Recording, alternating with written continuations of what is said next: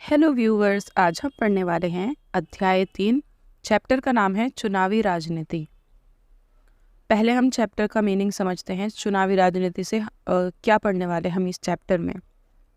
जब चुनाव होते हैं, चुनाव जानते हैं ना, वोटिंग, इलेक्शन जब होते हैं,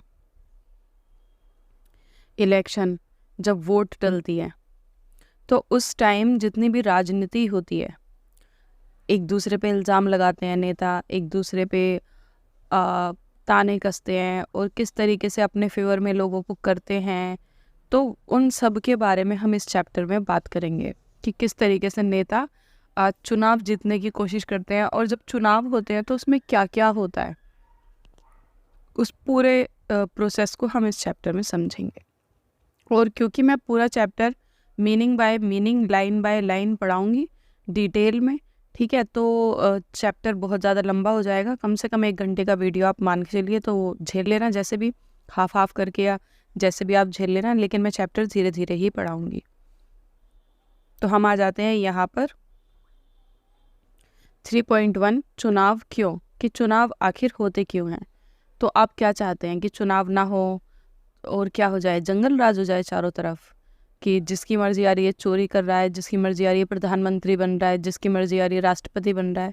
अगर चुनाव नहीं होंगे तो हमारे आसपास में जो भी सबसे ज़्यादा ताकतवर होगा वो सीट पर बैठ जाएगा और अपनी मनमानी करेगा और सबसे अपनी बातें मनवाएगा। होगा ना ऐसा? पहले जब राजतंत्र भी नहीं था, उससे पहले जब कोई पहला राजा बना होगा दुनिया में, तो वो ऐसा ही तो बना होगा। आसपास में जितने भी लोग हैं, जो सबसे ज़्यादा ताकतवर होगा वो राजा बन गया होगा, और फिर राजा बनने की प्रथा शुरू हो गई होगी। फिर उसने अपने बेटे को बनाया होगा, बेटी को बनाया होगा। तो चुनाव होते ही इसलिए हैं ताकि जो शासन प्रशासन है वो चल सके। जैसे कि अगर किसी के घर में चोरी हो गई है या फिर किसी के घर में कुछ हो गया है, तो वो कहाँ शिकायत करेगा? पुलिस में जाके। पुलिस कौन लगाएगा? शासन प्रशासन। अब शासन प्रशासन कौन होगा? सरकार। सरकार कौन बनेगा? तो जो चुनाव में जीत जाएगा, इसका मतलब ये कि सारा जो दामदार है, सब कुछ चुनाव से जुड़ा हुआ है। खैर, ये तो हमने अपनी तरफ से बात की। अब हम बात करते हैं कि चुनाव क्यों, चुनाव होते ही क्यों है। यहाँ पे बहुत अच्छी अच्छी स्टोरीज हैं, शायद आपको बोर भी करे, लेकिन इंटरेस्टिंग तरीके से पढ़ेंगे। हरियाणा के विधानसभा चुनाव। हमारा एक राज्य है, भारत में एक राज्य है हरियाणा, वहाँ के विधानसभा चुनाव। आपको पता है विधानसभा चुनाव क्या होते हैं? देखो, मैं समझाती हूँ। एक तो होते हैं हमारे केंद्रीय चुनाव, ठीक है, केंद्रीय चुनाव, जिसमें पूरे देश की सरकार चुनी जाती है। जैसे केंद्र में अभी कौन है करंट में? बीजेपी सरकार है केंद्र में, उसे कहते हैं केंद्रीय चुनाव। दूसरे होते हैं, तो केंद्रीय चुनाव वाले जो चुनाव होते हैं उनको हम लोकसभा चुनाव भी कहते हैं, ठीक है, उसमें जो सभा बनती है उसको लोकसभा कहते हैं। और दूसरे हमारे होते हैं विधानसभा चुनाव, जिसे हम राज्य के चुनाव कहते हैं। विधानसभा, जिसमें हर एक राज्य में अपनी खुद की सरकार बनती है।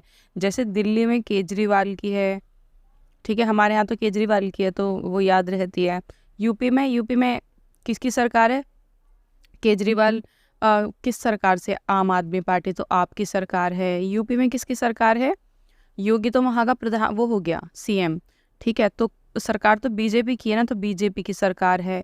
इस तरीके से तो विधानसभा जो चुनाव होते हैं वो राज्य के होते हैं, ठीक है, यहाँ तक क्लियर है। अब हम आते हैं अपनी बात पर। देखो, धीरे धीरे पढ़ने का ये फ़ायदा होता है कि चीज़ें दिमाग में बैठती हैं, जल्दी से निकलती नहीं हैं। जितने फास्ट पढ़ोगे ना, उतने ही फास्ट निकल भी जाएगी दिमाग से। जगह जगह 10 वीडियो देखने से अच्छा है कि एक बारी देख लो किसी एक वीडियो को, और उसे आराम से इत्मीनान से देखो, चाहे उसको बांट बांट के देखो, तो वो चीज़ दिमाग में बैठ जाएगी। तो खैर, हम यहाँ पर थे हरियाणा के विधानसभा चुनाव। ये हरियाणा राज्य के विधानसभा यानी कि राज्य वाले चुनावों की बात हो रही है। आधी रात के बाद का समय था। उत्सुक भीड़ शहर के चौराहे के पास पिछले 5 घंटों से अपने नेता के आने का इंतजार कर रही थी। आयोजक भीड़ को बार बार भरोसा दिला रहे थे कि नेता बस आने ही वाला है। जबकि कोई गाड़ी पास से गुजरती तो लोग अपने नेता की उम्मीद में खड़े हो उठते। मतलब आधी रात से भी ज़्यादा का टाइम, 12 से भी ज़्यादा का टाइम हो रहा था, और लोग वहाँ पे वेट कर रहे थे कि हमारा नेता आएगा। लेकिन किस लिए? पीटने के लिए या फिर मालाएं पहनाने के लिए? वो आगे पता चलेगा। तो नेता नहीं आया। ये नेता है श्री देवीलाल। ये हरियाणा संघर्ष समिति के प्रमुख, जो गुरुवार की उस रात करनाल में भाषण देने आने वाले थे। 76 वर्ष के इस नेता को आजकल जरा भी फुर्सत नहीं है। उनका राजनीतिक कार्यक्रम सुबह 8 बजे शुरू होता है और रात के 11 बजे तक चलता रहता है। आज सुबह से उन्होंने 9 चुनावी सभाओं में भाषण दिया। 9 सभाओं में, यानी कि मतलब 9 जगह, अलग अलग जगह पर वो गए और वहाँ पर उन्होंने भाषण दिया। भाषण में क्या बताते हैं? वही सब झूठे जुमले कि मैं ये करूँगा, मैं वो करूँगा, जीत गया तो मैं सोने, आप सबके सोने के घर बना दूंगा, ये कर दूंगा, वो कर दूंगा। मतलब एकदम इस तरीके से लोगों को बहका देना कि उसमें से थोड़े बहुत सच भी करते हैं कि लोग उन्हें ही वोट दें। तो वो सारे भाषण होते हैं, मतलब लोगों को अपनी तरफ खींचना। पिछले 23 महीनों से वह लगातार जनसभाएं कर रहे हैं। 23 महीनों से, मतलब करीब 2 साल से, और चुनाव की तैयारियां कर रहे हैं। तो इतनी तैयारी भाई किस लिए? चुनाव जीतने के लिए, पब्लिक की सेवा करने के लिए इतने उतावले, मतलब इतनी मेहनत। ये हरियाणा में 1987 में हुए राज्य विधानसभा चुनाव से जुड़ी एक अखबार की खबर है। ये जो अभी हमने पढ़ी है ना, ये 1987 की बात है और वहाँ की मतलब अखबार की खबर है। राज्य में 1982 से कांग्रेस पार्टी की अगुवाई वाली सरकार थी। ठीक है, 1982 से कांग्रेस पार्टी की सरकार थी वहाँ पर। तब विपक्ष के एक नेता चौधरी देवीलाल ने न्याय युद्ध नामक आंदोलन का नेतृत्व किया। मतलब एक आंदोलन चलाया, और हर आंदोलन का जैसे कि एक नाम होता है, जैसे कि गांधी जी ने भी नाम रखे थे, सत्याग्रह आंदोलन, खेड़ा आंदोलन, अहमदाबाद मिला आंदोलन, इस टाइप से। तो हर आंदोलन का एक नाम होता है। तो इस आंदोलन का नाम था न्याय युद्ध। जो विपक्ष में पार्टी थी ना, विपक्ष यानी कि जो जीती नहीं हो, ठीक है, और बड़ी पार्टी हो, तो वो विपक्ष हो जाती है। तो विपक्ष पार्टी का काम होता है जो पार्टी बैठी है उसकी खामियां निकालना, कि वो ठीक से काम कर रही है या नहीं कर रही, उसकी गलतियां निकालना, गलत चीज़ पे, हर चीज़ पे गलतियां नहीं निकालना, ठीक है। और निगाहें अपनी नज़र बना के रखना कि पार्टी किस तरीके से काम कर रही है। तो जो विपक्ष की पार्टी थी उसने एक आंदोलन छेड़ दिया, और आंदोलन का नाम था न्याय युद्ध। वो नाम देखो कि न्याय का युद्ध चल पड़ा है, तो इसी से रिलेटेड होगा। उनकी पार्टी ने चुनाव में कांग्रेस के खिलाफ अन्य विपक्षी दलों को मिलाकर एक मोर्चा बनाया। मतलब जो और भी दल थे, विपक्षी दल, यानी कि और भी बहुत सारी पार्टियां होती है ना जो नहीं जीती होंगी, हार गई होंगी, उन सबको मिला लिया और मिलकर सब एकजुट हो गए और सबने एक मोर्चा बना लिया, यानी कि एक ग्रुप बना लिया। अपने चुनाव प्रचार में देवीलाल ने कहा कि अगर उनकी पार्टी चुनाव जीती तो वह किसानों और छोटे व्यापारियों के कर्ज माफ कर देंगे। देखो कितनी बड़ी बात कही है उन्होंने, कि अगर उनकी पार्टी जीत जाती है तो किसानों ने और छोटे बिजनेसमैन जो हैं, उन्होंने जितने भी कर्ज लिए हुए हैं उन सबको वो माफ़ कर देंगे, कर्ज को। तो उन्होंने ये वादा किया। अब लोग क्या करेंगे? अपना कर्ज माफ़ करवाने के लिए वो तो मतलब दे देंगे ना वोट, क्योंकि उनका फ़ायदा हो रहा है। लोग तब की सरकार से ना खुश थे। एक तो जो सरकार पहले से ही मतलब वहाँ पर थी, कौन सी सरकार थी वो? कांग्रेस सरकार। तो एक तो उससे पहले से ही लोग नाखुश थे, और ऊपर से दूसरी सरकार ने इतना अच्छा वादा कर दिया कि वो सारे कर्जे माफ़ कर देगी, तो लोग और ज़्यादा मतलब उनकी तरफ क्या हो गए? देवीलाल की तरफ आकर्षित हो गए, खींचने लगे उनकी तरफ कि हम तो इन्हें ही वोट देंगे। इसलिए जब चुनाव हुए तो उन्होंने लोक दल और उसके सहयोगी दलों के पक्ष में जमकर वोट दिए। जाहिर सी बात है, सबको अपने कर्जे माफ़ कराने थे, तो सबने उनको वोट दे दिए, और पहले से ही वो अपनी वाली पार्टी से चिड़े हुए थे। विधानसभा की 90 सीटों में से 76 सीट पर उन्हें जीत मिली। देखो हरियाणा की जो विधानसभा है उसमें टोटल 90 सीटें हैं, यानी कि 90 जगह पर चुनाव होते हैं, जिसमें कौन जीते जाते हैं? एमएलए। 90 एमएलए हैं, जिसमें से 76 एमएलए किसके बने? देवीलाल के। 76 तो बहुत ज़्यादा होते हैं, आधे से भी ज़्यादा, आधे से तो बहुत ज़्यादा। लोकदल को अकेले ही 60 सीटें मिली और उसे स्पष्ट बहुमत मिला। कांग्रेस को सिर्फ 5 सीटें मिली, जबकि कांग्रेस पहले से सत्ता में थी और इस बार उसको सिर्फ 5 सीट मिली। चलो अब आगे पढ़ते हैं। चुनावी नतीजों की घोषणा के बाद तत्कालीन सरकार के मुख्यमंत्री ने पद छोड़ दिया। तो उस टाइम के जो मुख्यमंत्री थे वो तो अपना पद छोड़ते ही, क्योंकि दूसरा जीत गया है। लोकदल के निर्वाचित विधायकों ने देवीलाल को अपना नेता चुना। राज्यपाल ने देवीलाल को नए मुख्यमंत्री के रूप में संभालने का निमंत्रण दिया। देखो जो राज्य का राज्यपाल होता है ना, जैसे कि देश में, पूरे देश में जब प्रधानमंत्री शपथ लेता है तो शपथ राष्ट्रपति दिलवाता है, वैसे ही जब राज्यों में मुख्यमंत्री बनता है तो एक राज्यपाल होता है, आप इसको राज्य का राष्ट्रपति समझिए। ठीक है, तो राज्यपाल शपथ दिलाता है, तो राज्यपाल ने क्या करा, देवीलाल को मुख्यमंत्री चुन लिया, क्योंकि देवीलाल जीत चुके थे। चुनावी नतीजों की घोषणा के 3 दिन के अंदर वह मुख्यमंत्री बन गए। मुख्यमंत्री पद की शपथ लेने के तत्काल बाद उनकी सरकार ने एक आदेश जारी करके छोटे किसान, खेतीहर मजदूर और छोटे व्यापारियों के बकाया ऋण को माफ कर दिया। और 3-4 दिन बाद उन्होंने ये काम भी कर दिया। उन्होंने एक सरकारी आदेश निकाला कि जितने भी छोटे व्यापारी हैं और जितने भी किसान हैं जिनके ऊपर कर्ज है, उनके कर्जे माफ़ कर दिए जाएं बैंक की तरफ से। मतलब वो सारा कर्जा सरकार भरेगी, लेकिन सिर्फ हरियाणा वालों का, क्योंकि ये हरियाणा की बात हो रही है। उनकी पार्टी ने राज्य में 4 वर्षों तक शासन किया। अगले चुनाव 1991 में हुए। इस बार उनकी पार्टी को लोगों का समर्थन नहीं मिला। कांग्रेस पार्टी ने चुनाव जीता और सरकार बनाई। इस बार तो उन्होंने कर्जा माफ कराया था, इसलिए लोगों ने उनको चुना, लेकिन नेक्स्ट टाइम वो हार गए। दूसरी बार में फिर से कांग्रेस सरकार जीत गई। ठीक है, तो ये तो हार जीत का मामला दिखा रखा है कि चुनाव किस तरीके से होते हैं, किस तरीके से नेता अपनी ओर आकर्षित करते हैं। फिर वो वादे पूरे भी करते हैं कई बार, और कई बार पूरे नहीं भी करते। इसके बाद हम इस टॉपिक पर आ जाते हैं, चुनावों की ज़रूरत क्यों है, कि चुनाव कराते ही क्यों हैं। किसी भी लोकतंत्र में नियमित अंतराल पर चुनाव होते हैं। कोई भी लोकतंत्र अगर होगा देश, वैसे तो आज अब इस टाइम दुनिया में सभी देश लोकतंत्र वाले देश हैं। कुछ ही 2-4 देश हैं जो जहाँ पे अभी भी राजतंत्र है, तो सभी जगह लोकतंत्र है। और लोकतंत्र जहाँ पर होगा वहाँ पे चुनाव ज़रूर होंगे। लोकतंत्र का मतलब ही यही है ना, कि लोगों द्वारा शासन। तो अब सारे मिलकर तो गद्दी पे नहीं बैठ सकते ना, किसी एक को बिठाएंगे तो वो चुन चुन के बिठाएंगे, तो इसलिए ज़रूरी है। और सभी के अपने अपने अंतराल पर होते हैं। जैसे हमारे यहाँ 5 सालों में चुनाव होते हैं, कहीं पे 6 साल में, कहीं पे 4 साल में, तो सबके अपने अपने हैं। दुनिया के 100 से अधिक देश ऐसे हैं जहां प्रतिनिधियों को चुनने के लिए चुनाव होते हैं। 100 से अधिक देशों में चुनाव होते हैं अपने नेता चुनने के लिए। हम ये भी जानते हैं कि अनेक देश जो लोकतांत्रिक नहीं हैं वहाँ भी चुनाव होते हैं।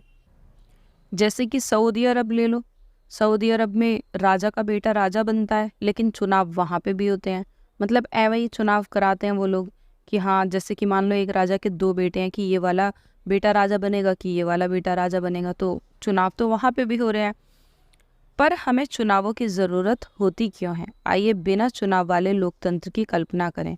मतलब अब हम अपने मन में सोचेंगे कोई ऐसी जगह जहाँ पे चुनाव नहीं होते। ठीक है, कल्पना करनी है, यानी कि सोचना है। अगर सारे लोग साथ बैठें और सारे फैसले मिलजुल कर लें, तब बिना चुनावे के लोगों का शासन संभव है। चलो सारे लोगों की तो छोड़ो, अपनी क्लास में ही ले लो। मान लो आपकी क्लास है, क्लास में मैम पूछ रही हैं कि बच्चों अभी 26 जनवरी का प्रोग्राम होने वाला है, उसमें रिफ्रेशमेंट में आपको क्या दें। ठीक है, अब कोई बोलेगा कि मैम रसगुल्ले दे दो, कोई बोलेगा कि मैम कुरकुरे दे दो, कोई बोलेगा कि लंच करा दो, सब्जी पूरी वगैरह टाइप का कुछ, छोले भटूरे टाइप का कुछ करा दो। तो हर बच्चे की एक अलग सोच होगी। कुछ 2-4 होंगे शायद उनकी मैच भी कर रही हो, और ये बहस शाम तक ख़त्म नहीं होगी। ठीक है, बल्कि ख़त्म ही नहीं होगी कि क्या देना है क्या नहीं। इतने सारे लोग अगर मिलके बोलेंगे तो। लेकिन ऐसा हमने अध्याय 1 में देखा है कि किसी बड़े समुदाय के लिए ऐसा करना संभव नहीं है। ना ही ये संभव है कि हर किसी के पास मामले पर फैसला करने का समय और ज्ञान हो। हर कोई, अब मान लो कि पूरे सभा ऐसे बैठाई जाएगी, तो हर कोई टाइम पे आ भी तो नहीं सकता ना। किसी को अपने बच्चों को स्कूल छोड़ने के लिए जाना है, किसी को ऑफिस जाना है, किसी को पढ़ने जाना है, किसी को पढ़ाने जाना है। तो हर कोई तो सभा में नहीं बैठ सकता ना, हर कोई तो फैसले नहीं ले सकता। इसलिए हमने क्या किया, हमने अपने एक नेता को चुन लिया कि हमारी तरफ से फैसला ये लेगा, इस तरीके से। फिर उन्होंने अपना नेता चुन लिया। ऐसे कर करके प्रधानमंत्री चुना गया, राष्ट्रपति चुना गया, और फिर वो मिलकर सब फैसले लेते हैं। इसलिए हमें चुनावों की ज़रूरत होती है। जंगल राज थोड़ी कर सकते हैं, और सब मिलके फैसले थोड़ी कर सकते हैं। इतना बड़ा देश है, करोड़ों की आबादी है। क्या चुनाव के बिना भी लोकतांत्रिक ढंग से प्रतिनिधियों का चुनाव किया जा सकता है?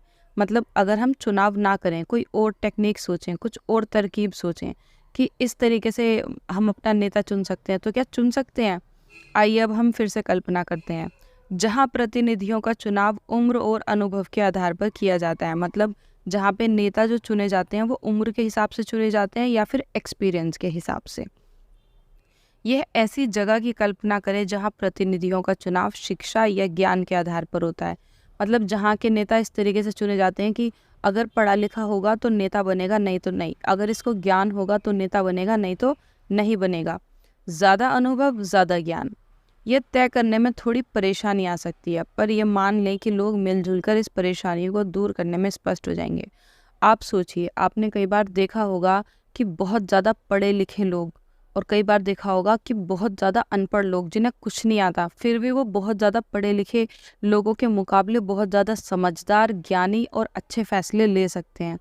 आपने अपने घर में, स्कूल में, बाहर कहीं पे भी ऐसा मतलब कभी ना कभी देखा होगा, बहुत से लोगों से ऐसा पाला पड़ जाता है कि लगता नहीं है कि ये इंसान बिल्कुल भी पढ़ा लिखा नहीं है। वो बहुत ही समझदारी की, बहुत ही सोच समझ कर सटीक आंसर देते हैं और बहुत ही तरीके से, बहुत तमीज़ से सोचते हैं और बहुत अच्छे से मतलब जो फैसले हैं वो लेते हैं।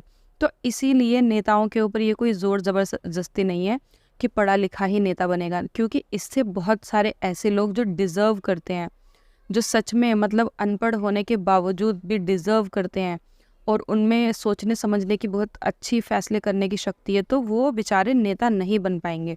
इसलिए यहाँ नेता चाहे अनपढ़ हो, चाहे पढ़ा लिखा हो, चाहे उसके हाथ पैर ना हो, चाहे कुछ भी हो, मतलब दिमाग ठीक होना चाहिए, बस वो नेता बन सकता है। क्योंकि बहुत सारे बच्चे ये सोचते हैं ना कि पढ़ने ऐसा कुछ होना चाहिए कि ये वाला कोर्स या वो वाला कोर्स, कि नेता ग्रेजुएट होना चाहिए, नेता ये होना चाहिए। इसलिए क्योंकि बहुत सारे लोग ऐसे हैं जिनको पढ़ाई का माहौल नहीं मिल पाया और आगे चल के वो डिज़र्व करते हैं उस चीज़ को, तो फिर वो रह जाएंगे ना। तो इस वजह से ये सोच के मतलब नेताओं को जो है ऐसे बनाया गया था और संविधान में कि नेता कोई भी बन सकता है अपने मन से, जो भी चाहे वो अपनी कॉलोनी से, अपने वहाँ से उठ सकता है अगर लोग उसे पसंद करते हैं। लेकिन क्या फिर हम इस व्यवस्था को लोकतंत्र कह सकते हैं? आप खुद बताइए। अगर हम ऐसे शर्तें रख देते हैं कि नेता बनने के लिए मान लीजिए 12वीं पास होना ज़रूरी है, लंबाई इतनी होनी ज़रूरी है, कुछ शर्तें रख देते हैं, गोरा या काला होना ज़रूरी है, ये वाली भाषा आनी ज़रूरी है, तो फिर ये लोकतंत्र नहीं हुआ ना। क्योंकि हमने बहुत सारे डिज़र्विंग कैंडिडेट्स जो हैं उनको हमने हटा दिया इनडायरेक्टली। बहुत सारे लोग ऐसे हैं जो नेता बनने में इंटरेस्टेड थे और बहुत अच्छा काम कर सकते थे, हमने उनको हटा दिया। तो ये हर किसी के लिए नहीं। लोकतंत्र तो वो होता है ना जहाँ पे हर किसी को चुनने का अधिकार है, हर किसी को नेता बनने का अधिकार है, हर किसी को वोट डालने का अधिकार है। तो हम कैसे पता करेंगे कि लोगों को उसका प्रतिनिधि पसंद है या नहीं? हम कैसी व्यवस्था करेंगे? तो हो गई ना, वोटिंग वाली व्यवस्था हो गई।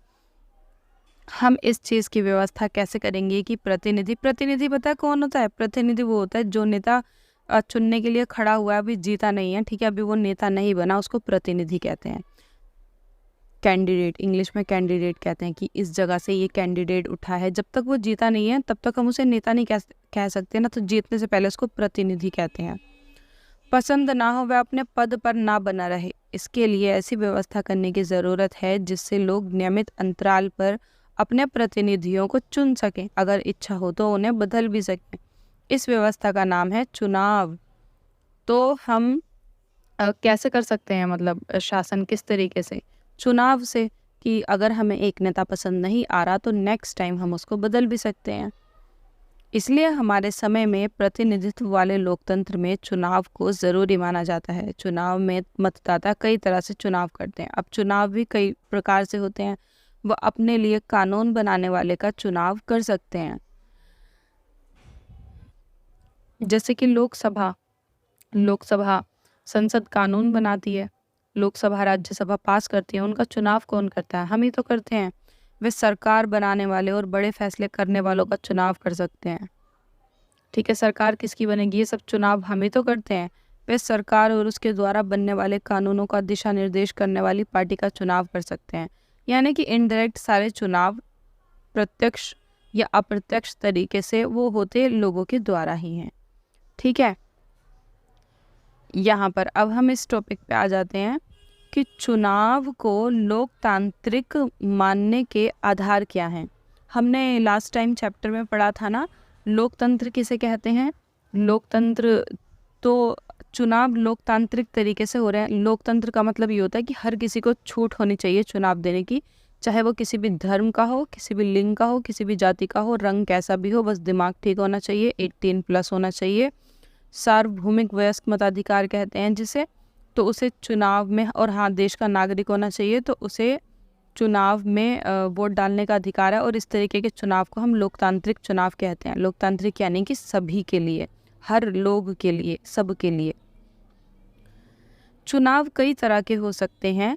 लोकतांत्रिक देशों में तो चुनाव होते ही हैं, यहाँ तक कि अधिकांश गैर लोकतांत्रिक देशों में भी किसी ना किसी तरह के चुनाव होते हैं। जैसे मैंने अभी आपको सऊदी अरब का एग्जाम्पल दिया था। सऊदी अरब वैसे तो राजतांत्रिक देश है, लेकिन चुनाव तो वहाँ पे भी होते हैं, तो क्या हम उसको लोकतंत्र कह सकते हैं? चुनाव लोकतांत्रिक हुए हैं, इसे जांचने के लिए हमारे लिए क्या पैमाना है? हमने अध्याय 1 में इस सवाल पर हल्की सी चर्चा की थी। हमने वहाँ अनेक लोकतंत्र देखे थे कि हमारे पास मतलब ऐसा मापने के लिए क्या है कि किसी देश में चुनाव लोकतंत्र तरीके से हो रहे हैं या नहीं। तो हम देखेंगे पहला कि चुनाव जो है वोट डालने का अधिकार सबको है या नहीं, या फिर कुछ खास लोगों को ही वोट डालने का अधिकार है। कहीं मतभेद तो नहीं हो रहा किसी के बीच में, वो तो नहीं करा जा रहा, मतभेद को क्या कहते हैं, भेदभाव तो नहीं किया जा रहा। तो ये सारी चीज़ें हम देखेंगे, इससे ही हम बता देंगे कि चुनाव लोकतांत्रिक हैं या फिर अलोकतांत्रिक। देखो, पहला, हर किसी को चुनाव करने की सुविधा हो, यानी हर किसी को मत देने का अधिकार समान हो और सबका जो मोल है वो एक हो। ऐसा नहीं जैसे कि लड़की वोट डाल रही है तो 2 लड़कियां वोट डालेंगी तब उनका एक वोट माना जाएगा, और अगर एक लड़का वोट डालेगा तो उसका एक वोट माना जाएगा। मतलब बहुत सारे देशों में ऐसा धर्म के हिसाब से भी है कि इस धर्म के जो लोग 10 लोग वोट डालेंगे तो उनका एक वोट माना जाएगा, और दूसरे धर्म के लोग वोट डालेंगे तो उनके बराबर उतने ही वोट माने जाएंगे। मतलब ऐसे ऐसे देश भी हैं, तो वो लोकतंत्र तरीके नहीं हैं चुनाव के। तो ये कि उनका जो मत का मोल है वो सेम होना चाहिए, चाहे एक लड़की वोट डाले तब भी उतना ही मोल, चाहे एक लड़का वोट डाले तब भी उतना ही मोल, चाहे कोई वृद्ध मतलब कोई बूढ़ा वोट डाले तब भी उतना ही, किसी भी धर्म का डाले उसके जो वोट वो डाल रहा है उसका मोल उतना ही होना चाहिए जितना कि बाकी सबका है। तो पहला पॉइंट तो ये हो गया कि सबको वोटिंग राइट होना चाहिए, और सबके जो मत का मोल है यानी कि कीमत है वो भी बराबर होनी चाहिए। ये नहीं कि किसी की ज़्यादा मान रहे हो और किसी की कम। सेकंड, दूसरा, चुनाव में विकल्प उपलब्ध हो, पार्टियों और उम्मीदवारों को चुनाव में उतरने की आज़ादी हो, यानी कि हमारे पास ऑप्शन तो होना चाहिए। ऐसा थोड़ी जैसे कि मैंने सऊदी अरब में आपको बताया कि राजा का बेटा राजा बनेगा, वहाँ पे भी चुनाव होते हैं, तो वहाँ पे लोग जा रहे हैं, पता है कि भाई या तो इसका ये बेटा बनेगा, या तो ये बनेगा, या तो ये खुद ही बनेगा राजा, इनमें से ही कोई बनेगा, इनके खानदान का ही बनेगा, कोई और तो बनने से रहा। लेकिन यहाँ पे हमारे यहाँ क्या, हमारे यहाँ पे बीजेपी है, कांग्रेस है, आम आदमी पार्टी है, और भी बहुत सारी पार्टी हैं, ठीक है। तो हमारी मर्जी है, हम किसी को भी वोट दे सकते हैं, यानी कि हमारे पास ऑप्शन है, हमारे पास विकल्प हैं। तो विकल्प होने बहुत ज़रूरी हैं, तब हम मानेंगे कि चुनाव लोकतांत्रिक तरीके से हो रहे हैं। विकल्प नहीं होंगे तो फ़ायदा क्या फिर चुनाव कराने का, ऐसे ही बैठ जाओ गद्दी पे, चुनाव करा के पैसे क्यों खर्च कर रहे हो। अब देखो तीसरा, चुनाव का अवसर नियमित अंतराल पर मिलता रहे। नए चुनाव कुछ वर्षों में ज़रूर कराए जाने चाहिए। नियमित अंतराल जैसे कि 5 साल में चुनाव होते हैं, तो 5 साल में अगले 5 सालों में होने ही चाहिए। ये नहीं कि इस बार जो कोई बैठ गया चुनाव करा के, कोई पार्टी जीत गई, अब अगले 15 सालों तक वो बैठी हुई है, हटने का नाम ही नहीं ले रही है, ठीक है। तो ऐसे नहीं, हर मतलब चाहे 5 साल में 10 साल में कोई एक डेट बना लो और फिर उसी हिसाब से चुनाव होने चाहिए, ताकि पता चल जाए कि लोग इस पार्टी को पसंद कर रहे हैं कि नहीं कर रहे। नहीं कर रहे होंगे तो हटा देंगे ना, ठीक है। चौथा, लोग जिसे चाहें वास्तव में चुनाव उसी का होना चाहिए, मतलब इतने निष्पक्ष तरीके से होना चाहिए। ये नहीं कि वोट डाल रहे हैं किसी और को और ईवीएम मशीन वोट दे रही है किसी और को, तो ऐसा नहीं होना चाहिए, ठीक है।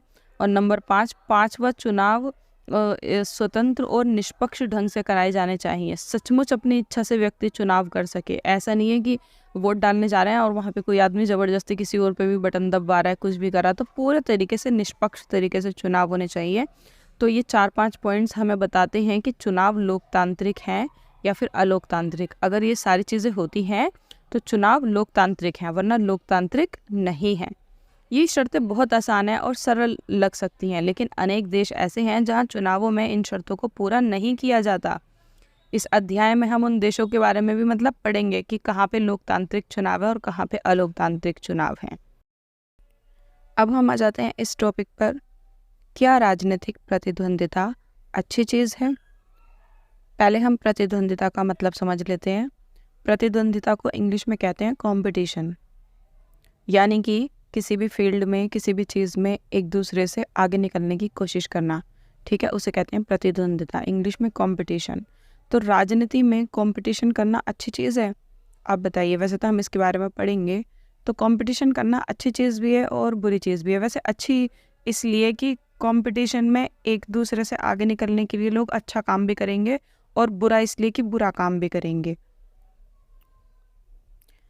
इस प्रकार हम पाते हैं कि चुनाव का मतलब राजनीतिक प्रतियोगिता या फिर प्रतिद्वंदिता। यह प्रतियोगिता कई तरह का रूप ले सकती है। सबसे स्पष्ट रूप है राजनीतिक पार्टियों के बीच प्रतिद्वंदिता। वही जो अभी मैंने समझाया कि जो राजनीतिक पार्टियां होती हैं वो एक दूसरे से कंपटीशन करने के चक्कर में एक दूसरे के बारे में इतना जहर उगलने लग जाती है, या कई बार गलत काम करने लग जाती हैं, भ्रष्टाचार फैलाने लग जाती हैं, लोगों को पैसे देने लग जाती हैं अपनी तरफ करने के लिए, तो वो गलत काम करने भी लग जाती हैं। निर्वाचन क्षेत्रों में इसका स्वरूप उम्मीदवारों के बीच प्रतिद्वंद्विता का हो जाता है। जब पार्टियां एक दूसरे से कंपटीशन करती हैं तो जो निर्वाचन क्षेत्र होते हैं, मतलब जहां से उनका नेता उठता है, उन क्षेत्रों में, उन जगहों पे भी कंपटीशन हो जाता है, और ये प्रतिद्वंदिता फिर लोगों के बीच में भी हो जाती है। जैसे कि मान लीजिए एक कम्युनिटी नहीं, कुछ लोग मान लीजिए एक पार्टी की तरफ है और कुछ लोग दूसरी पार्टी की तरफ है, तो क्या होता है कि उनमें भी लड़ाई झगड़े शुरू हो जाते हैं, बहस करने लगते हैं कि ये पार्टी ज़्यादा अच्छी है, ये पार्टी ज़्यादा अच्छी है। इस तरीके से वो एक दूसरे से बहस करने पर उतर आते हैं, और कई बार तो मार पिटाई तक नौबत आ जाती है, बहुत ज़्यादा झगड़े करने लगते हैं। कई बार ये झगड़े हिंसा में बदल जाते हैं, और कई बार ये धर्म का नाम ले लेते हैं और उस वाली हिंसा में बदल जाते हैं। बहुत मतलब बड़े लेवल पे लड़ाई झगड़े हो जाते हैं। तो ये तो बुरी वाली चीज़ बताई, लेकिन अच्छी चीज़ भी है। कंपटीशन के चक्कर में लोग अच्छे अच्छे काम भी करते हैं, दूसरी पार्टी से ज़्यादा डेवलपमेंट करके दिखाएंगे, लोगों की हेल्प करके दिखाएंगे, मतलब हर काम बहुत फास्ट करके दिखाएंगे, बहुत जल्दी जल्दी अच्छे अच्छे काम करवाएंगे। तो अच्छे तरीके से भी मतलब ये चीज़ है। लेकिन क्या राजनीतिक प्रतिद्वंदिता का होना अच्छी चीज़ है? चुनावी प्रतिद्वंदिता में कुछ स्पष्ट नुकसान दिखते हैं। इससे हर बस्ती, हर घर में बंटवारे जैसी स्थिति हो जाती है। जैसे कि अभी मैंने बताया कि दो जो मतलब जिसकी तरफ है उसकी तरफ से लड़ाई शुरू हो जाती है। कई बार तो घरों के अंदर भी लड़ाई हो जाती है कि मतलब घर के कुछ लोग एक पार्टी की तरफ है और कुछ लोग दूसरी पार्टी की तरफ है, तो उनमें भी लड़ाई झगड़े और बहस शुरू हो जाती है, और ये बहस बहुत लंबी जाती है और फिर पर्सनल मैटर पे आके ख़त्म हो जाती है। आपने भी अपने इलाके में सुना होगा कि लोग पार्टी पॉलिटिक्स के फैलने की शिकायत कर रहे हैं। पार्टी पॉलिटिक्स क्या है? विभिन्न दलों के लोग, नेता अक्सर एक दूसरे के खिलाफ आरोप लगाते हैं, ठीक है। कई बार ऐसा होता है कि वो आरोप सही होते हैं, कई बार ऐसा होता है कि गलत तरीके से दूसरे पर इल्ज़ाम लगाए जाते हैं, तो इसको ही कहते हैं पार्टी पॉलिटिक्स करना। पार्टियां और उम्मीदवार चुनाव जीतने के लिए तरह तरह के हथकंडे अपनाते हैं। कुछ लोगों का कहना है कि चुनावी दौड़ जीतने का ये दबाव सही किस्म की दीर्घकालिक राजनीति को पनपने नहीं देता, क्योंकि एक दूसरे को इल्ज़ाम लगाने में वो ये तक भूल जाते हैं कि अगर ये पार्टी जीत गई तो ये मेरे साथ क्या करेगी। इंसानियत तक भूल जाते हैं, इतने गंदे गंदे और बुरे बुरे वो इल्ज़ाम एक दूसरे पे लगा देते हैं। तो ये समाज के लिए अच्छा नहीं है और ना ही राजनीति के लिए अच्छा है। समाज और देश की सेवा करने की चाह रखने वाले कई अच्छे लोग इन्हीं कारणों से चुनावी मुकाबले में नहीं उतरते। उन्हें इस मुश्किल और बड़े की लड़ाई में उतरना अच्छा नहीं लगता। बहुत सारे लोग ऐसे हैं जो सच्चे नेता बनना चाहते हैं, अच्छे नेता बनना चाहते हैं और लोगों के लिए डेवलपमेंट करना चाहते हैं, लेकिन वो चुनाव की गंदगी को देखकर चुनाव नहीं लड़ते। वो सोचते हैं कि अगर हम भी चुनाव लड़ने लगेंगे तो दूसरी पार्टी गलत इल्ज़ाम लगाएगी और नाम बदनाम होगा। तो इस बदनामी की वजह से अच्छे लोग चुनाव में नहीं आते और ज़्यादातर जो गुंडे मवाली हैं वो चुनाव के अंदर आ जाते हैं। तो ये अच्छी चीज़ नहीं है। मतलब चुनावी प्रतिद्वंदिता जो है बहुत सारे लोगों को रोक के रखा है इस चीज़ ने। इसलिए हमारे संविधान निर्माता इन समस्याओं के प्रति सचेत थे। हम जिन्होंने संविधान बनाया है, हमारे जो संविधान निर्माता थे, बहुत सारी पूरी टीम थी, उन्हें पता था कि ये सब होगा।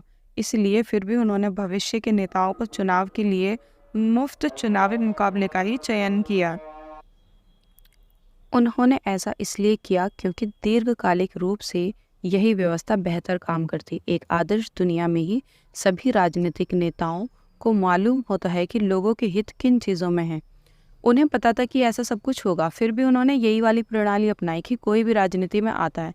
क्योंकि अगर ये वाली प्रणाली नहीं अपनाते, अगर कुछ मेन लोगों को ही रखते, जैसे कि सिर्फ इतने पढ़े लिखे लोग राजनीति में आ सकते हैं या फिर जिसके पास इतने पैसे हैं वो राजनीति में आ सकते हैं, तो इससे गरीबों को और वो लोग जो राजनीति में आना चाहते हैं और सक्षम हैं, अच्छे हैं, उनको मौका नहीं मिलता ना फिर आने का। फिर कुछ लोग ही मतलब उनके हाथों में पावर आ जाती और वो किसी को बनने ही नहीं देते अपनी पावर पे, बस वही पावर पे कब्जा कर लेते, जैसे कि राजतंत्र में होता है। कुछ उसी तरीके से हो जाता, सिर्फ लोकतंत्र का नाम ही रह जाता। तथा ये सभी नेता लोगों की सेवा की प्रेरणा से ही राजनीति में आते हैं, पर असल जीवन में ऐसा नहीं होता। मतलब हर कोई यही कह के आता है राजनीति में कि हमें लोगों की सेवा करनी है, लोगों की सेवा करने के लिए इतनी मेहनत करते हैं, गली गली घूम रहे हैं, लोगों को बहला रहे हैं, फुसला रहे हैं लोगों की सेवा करने के लिए। ये तो सिर्फ किताबी बातें हैं, लेकिन एक्चुअल में ऐसा होता नहीं है। दुनिया भर के सभी नेताओं को अन्य पेशों के लोगों के समान आगे बढ़ने की, अपना करियर बनाने की चिंता होती है। एक्चुअल में नेता बनना भी आज के टाइम में एक करियर हो गया है, तो वो अपना करियर बनाते हैं। वे सत्ता में बने रहना चाहते हैं। सत्ता मतलब आपको पता है क्या होता है? सत्ता मतलब होता है पावर। तो फिर ये यहाँ पे सत्ता क्यों लिखते हैं? शक्ति ही लिख दें, पावर ही लिख दें? नहीं, एक तो होती है नॉर्मल पावर, नॉर्मल शक्ति, ठीक है। जो सत्ता होती है ना, सत्ता ऐसी पावर होती है जो संवैधानिक पावर होती है, मतलब जो हमें संविधान देता है। यानी कि जैसे कि कोई सीएम बन जाता है तो उसके पास बहुत सारी ऐसी पावर हो जाती है ना, वो जैसे कि स्कूलों के लिए डेवलपमेंट का काम कर सकता है, किसी स्कूल को बंद करा सकता है, खोल सकता है, हॉस्पिटल खोल सकता है। बहुत सारी पावर आ जाती है, संवैधानिक पावर, कोई उसे रोक नहीं सकता। बहुत सारी पावर, कोई आम इंसान वो सब नहीं कर सकता जो एक सीएम कर सकता है, एक पीएम कर सकता है। जो ऐसी पावर होती है ना, संविधान हमें देता है, तो उसको हम सत्ता बोलते हैं, ठीक है। जो हमें कानूनी पावर मिलती है उसको सत्ता बोलते हैं। इसलिए खैर हम यहाँ आते हैं बस सत्ता में बने रहने के लिए, यानी कि पावर में बने रहने के लिए ऐसा करते हैं, अपनी कुर्सी का ज़्यादा से ज़्यादा हक पाने के लिए, ताकि ज़्यादा से ज़्यादा अधिकार मिल सके, इसलिए ऐसा करते हैं। संभव है कि उनके अंदर लोगों की सेवा करने की भावना भी हो सकता है कि थोड़ी बहुत भावना भी हो, हाँ, कि डेवलपमेंट का काम भी करना है, लेकिन ज़्यादातर वो अपनी फैमिली, अपने बारे में, अपने भविष्य, अपने करियर, इसके लिए ही सारे नेता ज़्यादातर उसमें क्या बोलते हैं, राजनीति में आना चाहते हैं। ये भी संभव है कि उनके अंदर लोगों की मदद करने की भावना हो, ये मालूम ना हो काम कैसे किया जा सकता है, या फिर ये भी हो सकता है कि उनके मन में जो विचार हो उनका लोगों की ज़रूरत या स्थानीय स्थान उनसे मेल ना खाते हों। लेकिन फिर भी ज़्यादातर लोग सत्ता में अपनी पावर के लिए ही आते हैं। ऐसे में हम इन वास्तविकताओं का सामना कैसे कर सकते हैं? एक तरीका तो राजनेताओं के ज्ञान और चरित्र में बदलाव और सुधार लाने का है, कि सबसे पहले तो नेताओं के जो चरित्र हैं, यानी कि उनकी जो पर्सनैलिटी है, उसमें सुधार लाया जाए। दूसरा और ज़्यादा व्यवहारिक तरीका ये है कि हम ऐसी व्यवस्था बनाएं जिसमें लोगों की सेवा करने वाले राजनेताओं को पुरस्कार मिले, ठीक है। एक तो ये कि उनका चरित्र सुधारा जाए, लेकिन चरित्र तभी तो सुधारा जाएगा जब कोई अपनी एक्चुअल पर्सनैलिटी को सामने लेकर आएगा। सामने तो सभी अच्छा बनने का ढोंग करते हैं ना, तो जो अच्छा काम कर रहा है उनको पुरस्कार दिए जाएं, ठीक है, सम्मान दिया जाए, जिससे लोगों में चाह आए अच्छा बनने की, अच्छा काम करने की। ऐसा ना करने वालों को दंड मिले, और जो अच्छा काम ना करें, ठीक है, उनको दंड भी मिले, यानी कि सज़ा भी मिले। इस पुरस्कार या दंड का फैसला कौन करता है? इसका सीधा सा जवाब है कि लोग करते हैं। लोग देंगे पुरस्कार भी और दंड भी। चुनावी प्रतिद्वंद्विता का यही अर्थ है। लोग कैसे देंगे दंड? जैसे कोई अच्छा काम नहीं कर रहा, नेक्स्ट टाइम वो उसको चुनेंगे, दूसरे नेता को चुन लेंगे, तो दंड के तौर पे, यानी कि सज़ा के तौर पे वो हट जाएगा। इससे ज़्यादा बड़ी सज़ा क्या देंगे कि वो नेता ही नहीं रहा, हट गया अपनी नेतागिरी से। इससे ज़्यादा बड़ी सज़ा तो वो मतलब उसको लगेगी नहीं, यही सज़ा अच्छी है। तो ये दंड का काम करता है। इसलिए हमने ये वाली प्रणाली को चुना कि हर 5 साल में वोट होंगे और कोई भी नेता बन सकता है। नियमित चुनावी मुकाबले का लाभ राजनीतिक दलों और नेताओं को मिलता है। वे जानते हैं कि अगर उन्होंने लोगों की इच्छा के अनुसार मुद्दों को उठाया तो उनकी लोकप्रियता बढ़ेगी। जो नेता होते हैं वो बहुत अच्छे से जानते हैं कि लोग जो चाहते हैं, हम अगर वही मुद्दों को उठाएंगे और वही काम करेंगे तो उनको लोकप्रियता मिलेगी, वो फेमस होंगे और लोग उनको वोट भी देंगे। अगर वो उन मुद्दों को ना उठा के दूसरे मुद्दों को उठाएंगे जो लोगों के काम के नहीं हैं, तो लोग उनको वोट नहीं देंगे। इसलिए ज़्यादातर नेता क्योंकि हर एरिया के अलग अलग मुद्दे होते हैं। हो सकता है दिल्ली में पानी की समस्या, मुंबई में पानी की समस्या ना हो वहाँ किसी और चीज़ की, वहाँ पे सुनामी की या फिर बाढ़ वगैरह की समस्या हो, ठीक है। दूसरा एरिया वहाँ पे दोनों की ही समस्या ना हो, वहाँ पे बिजली की समस्या हो। तो इसलिए जहाँ पे जिस तरीके की समस्या उन लोगों की अकॉर्डिंग ही नेताओं को काम करना पड़ता है और उनके अकॉर्डिंग ही मुद्दे उठाने पड़ते हैं। इस तरह यदि कोई राजनीतिक पार्टी सिर्फ सत्ता में आने की इच्छा से ही आगे आई है तो भी उसे मजबूरन जनता की सेवा करनी होगी। मतलब कोई राजनीतिक पार्टी सिर्फ पावर के लिए ही आई है, सिर्फ अपने काम के लिए आई है, फिर भी उसको जनता की सेवा करनी ही पड़ेगी। अगर वो नहीं करेगी तो नेक्स्ट टाइम लोग उसको हटा देंगे। तो वो सिर्फ एक बार ही तो फ़ायदा ले सकती है, लोग दोबारा पूछेंगे भी नहीं कि कौन सा नेता आई है कौन सा नहीं। कुछ कुछ इसी ढंग से बाजार काम करता है। भले ही कोई दुकानदार सिर्फ अपने फ़ायदे की सोचता हो, उसे मजबूरन ग्राहक को अच्छा सौदा देना ही पड़ता है, क्योंकि नेक्स्ट टाइम वो ग्राहक उसकी दुकान पे देखेगा भी नहीं अगर वो गलत सौदा करेगा तो। कुछ भेदभाव पनपे और लोगों में आपसी मनमुटाव पैदा हो, लेकिन आखिरकार इसमें राजनीतिक दल और इसके नेता लोगों की सेवा के लिए बाध्य होते हैं। मतलब उनके दिल में कुछ भी हो, नेताओं के दिल में, ठीक है, वो सेवा करना चाहें या ना करना चाहें, लेकिन उनको कुछ प्रॉमिस तो निभाने पड़ेंगे ही, ठीक है। देखो ये कितना अच्छा कार्टून बनाया हुआ है। वोट से पहले ये कह रहे हैं, हाय मेरे पास वोट है, ओ सॉरी मेरे पास योजनाएं हैं, घोषणाएं हैं, वादे हैं, आपके पास क्या है? हाय ये कह रहा है मेरे पास वोट है।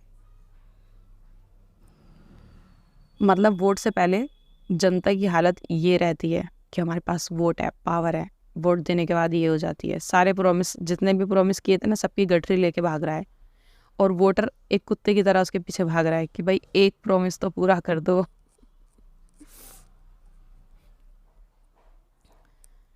खैर अब हम यहाँ पे आ जाते हैं, चुनाव की हमारी प्रणाली क्या है, कि हमारे यहाँ की प्रणाली क्या है चुनाव की। हर कहीं पे अलग अलग होती है ना, कहीं पे किसी तरीके से चुनाव होते हैं, तो हमारे यहाँ जो होते हैं हम वो वाली पढ़ते हैं। क्या हमारे देश में होने वाले चुनाव लोकतांत्रिक हैं? मैं तो कहूँगी हाँ, लोकतांत्रिक हैं, क्योंकि लोकतंत्र होने की ये सारी चीज़ों को कंप्लीट करते हैं। जैसे कि सबको वोट देने का अधिकार है और सबकी वोटिंग का जो मूल्य है वो एक ही समान होता है। ऐसा नहीं कि किसी का मूल्य ज़्यादा किसी का कम, किसी भी जेंडर, धर्म, जाति, लिंग से हो सबको वोटिंग राइट है, और हर किसी को नेता बनने का अधिकार है। कोई भी मतलब नेता बन सकता है। तो और निष्पक्ष चुनाव होते हैं, ऐसा नहीं है कि एक ही पार्टी बार बार आती रहती है। ऑप्शन हमारे पास बहुत सारे हैं, तो मैं तो कहूँगी कि हाँ है। तो इन सवालों को जवाब देने के लिए आइए देखते हैं कि भारत के चुनाव किस तरीके से होते हैं, फिर पता चलेगा कि है या नहीं। अभी जो सब मैंने बताया ना वही सब पढ़ेंगे। हमारे यहाँ लोकसभा और विधानसभाओं के चुनाव हर 5 साल बाद होते हैं। लोकसभा यानी कि जो केंद्रीय चुनाव होते हैं जिसमें पूरे देश की सरकार चुनी जाती है, और विधानसभा जो राज्य के चुनाव होते हैं जिसमें एक राज्य की सरकार यानी कि सीएम चुना जाता है। 5 साल के बाद सभी चुनाव हुए प्रतिनिधियों का कार्यालय समाप्त हो जाता है।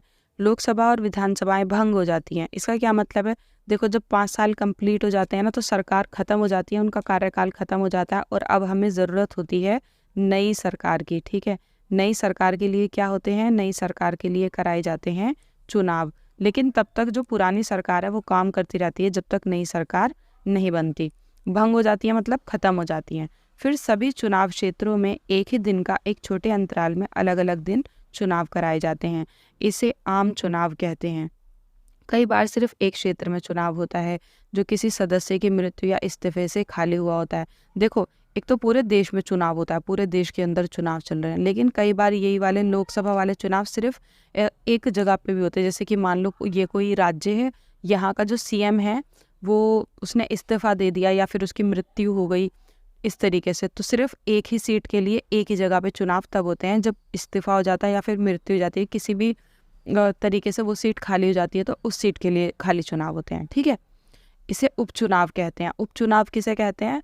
जब किसी मृत्यु, इस्तीफा या किसी भी वजह से कोई एक सीट खाली हो जाती है और पूरे देश के चुनाव ना होकर सिर्फ एक सीट के लिए चुनाव हो रहे होते हैं, तो उसको उपचुनाव कहते हैं। इस अध्याय में हम आम चुनाव पर ही ध्यान केंद्रित करेंगे।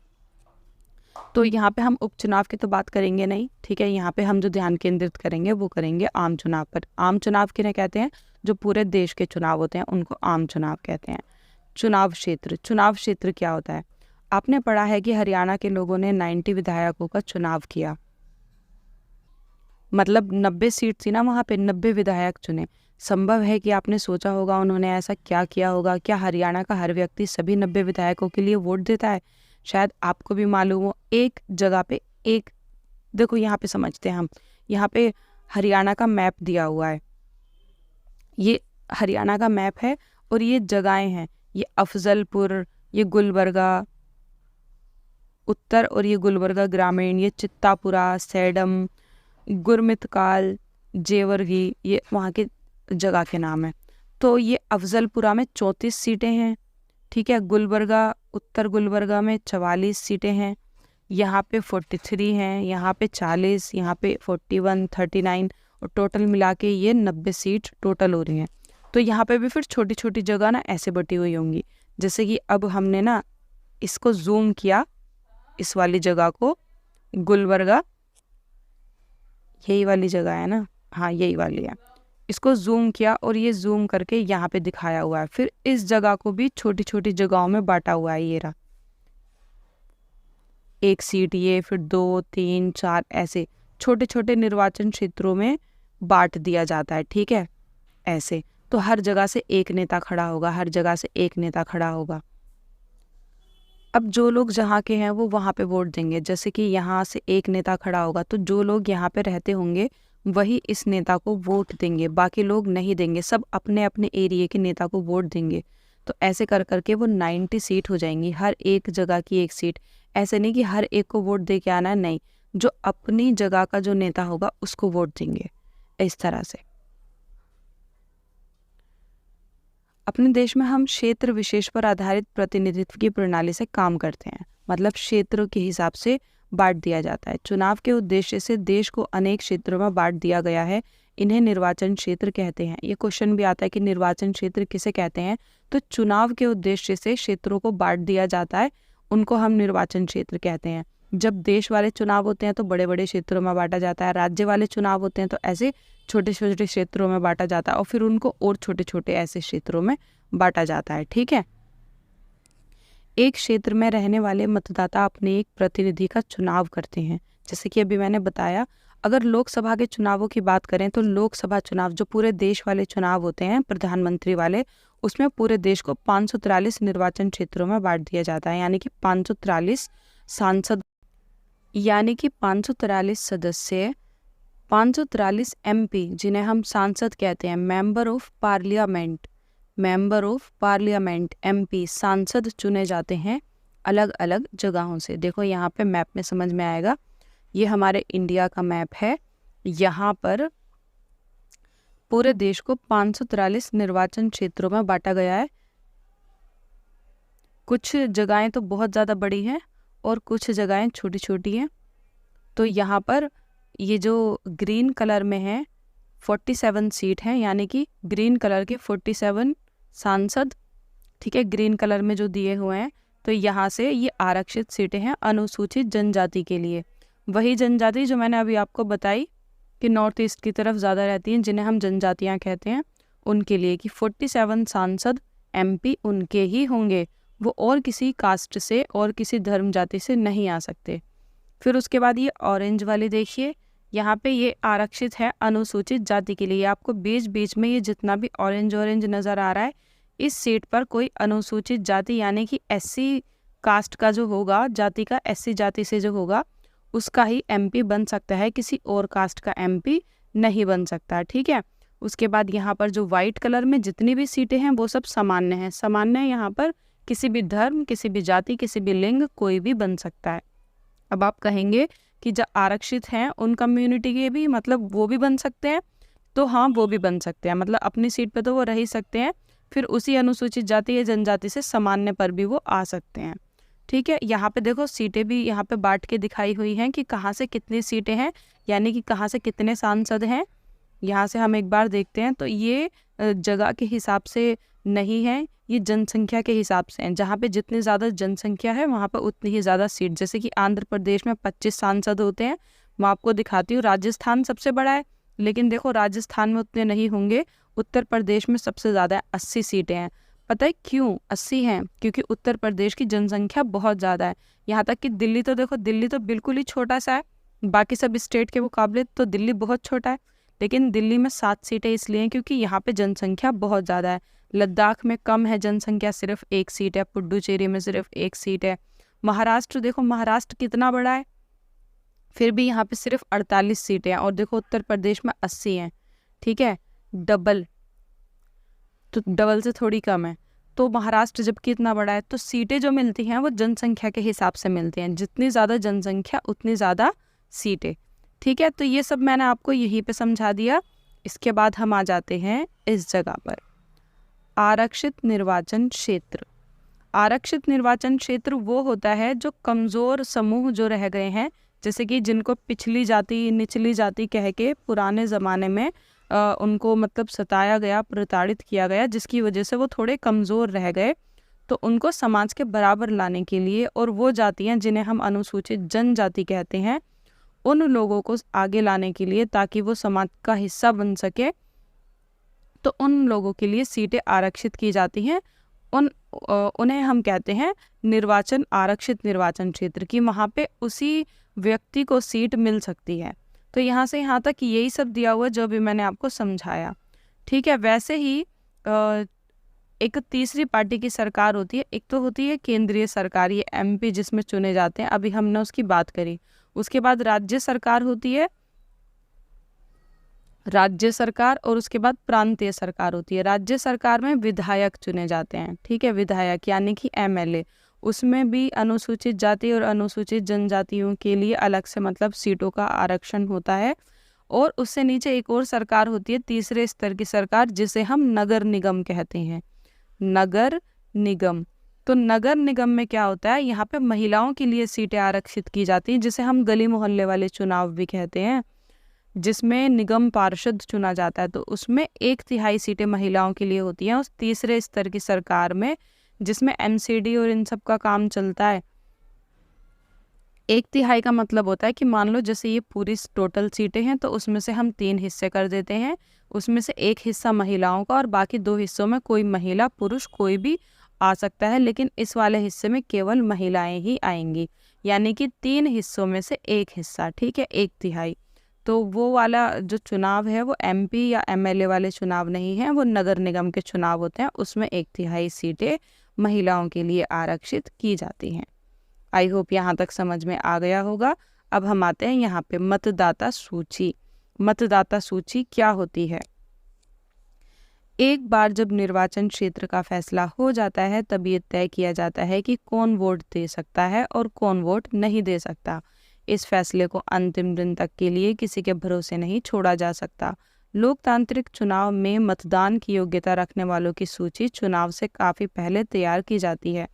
यानी कि आपने देखा होगा कि जब चुनाव होते हैं तो गली में एक वो आते हैं ना बताने वाले कि आपकी वोटिंग आई है, आपकी वोटिंग आई है, तो उसी को कहते हैं मतदाता सूची। उसमें एक सूची होती है, एक लिस्ट होती है, उसमें सबके नाम होते हैं कि इस मोहल्ले से, इस घर से इसको वोट देने का अधिकार है।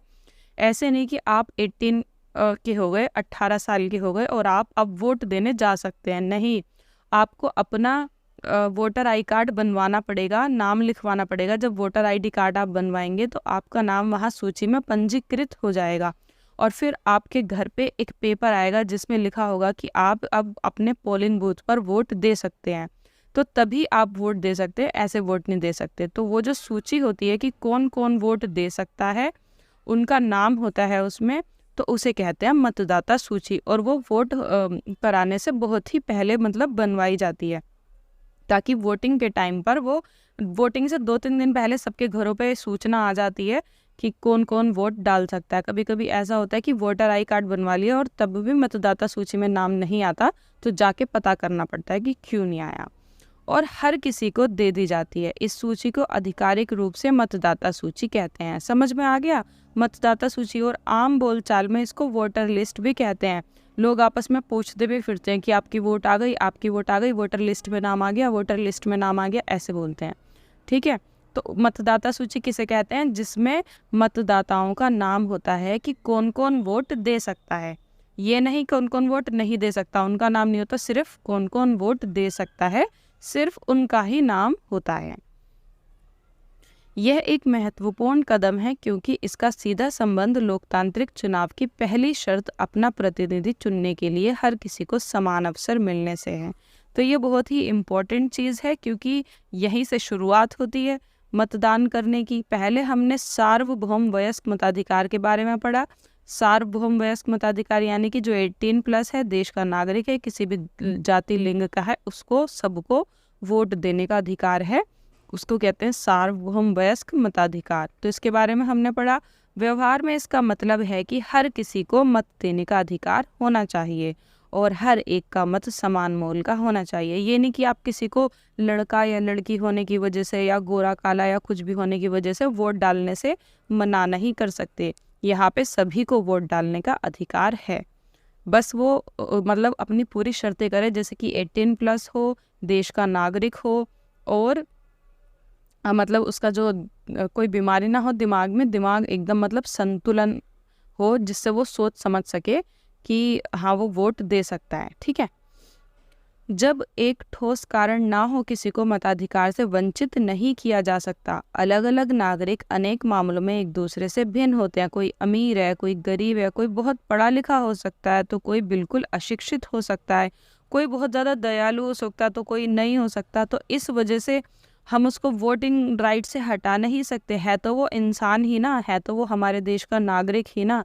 तो अगर देश का नागरिक है और 18+ है, ठीक ठाक है, तो वो वोट दे सकता है। हाँ, लेकिन अगर किसी के दिमाग में कोई प्रॉब्लम है, पागल हो गया है, कोई बीमारी हो गई है जिसकी वजह से वो सोच समझ नहीं सकता, सोचने समझने की शक्ति नहीं है, तब कुछ मामलों में वोट डालने का अधिकार नहीं रहता, वरना सभी को वोट डालने का अधिकार है।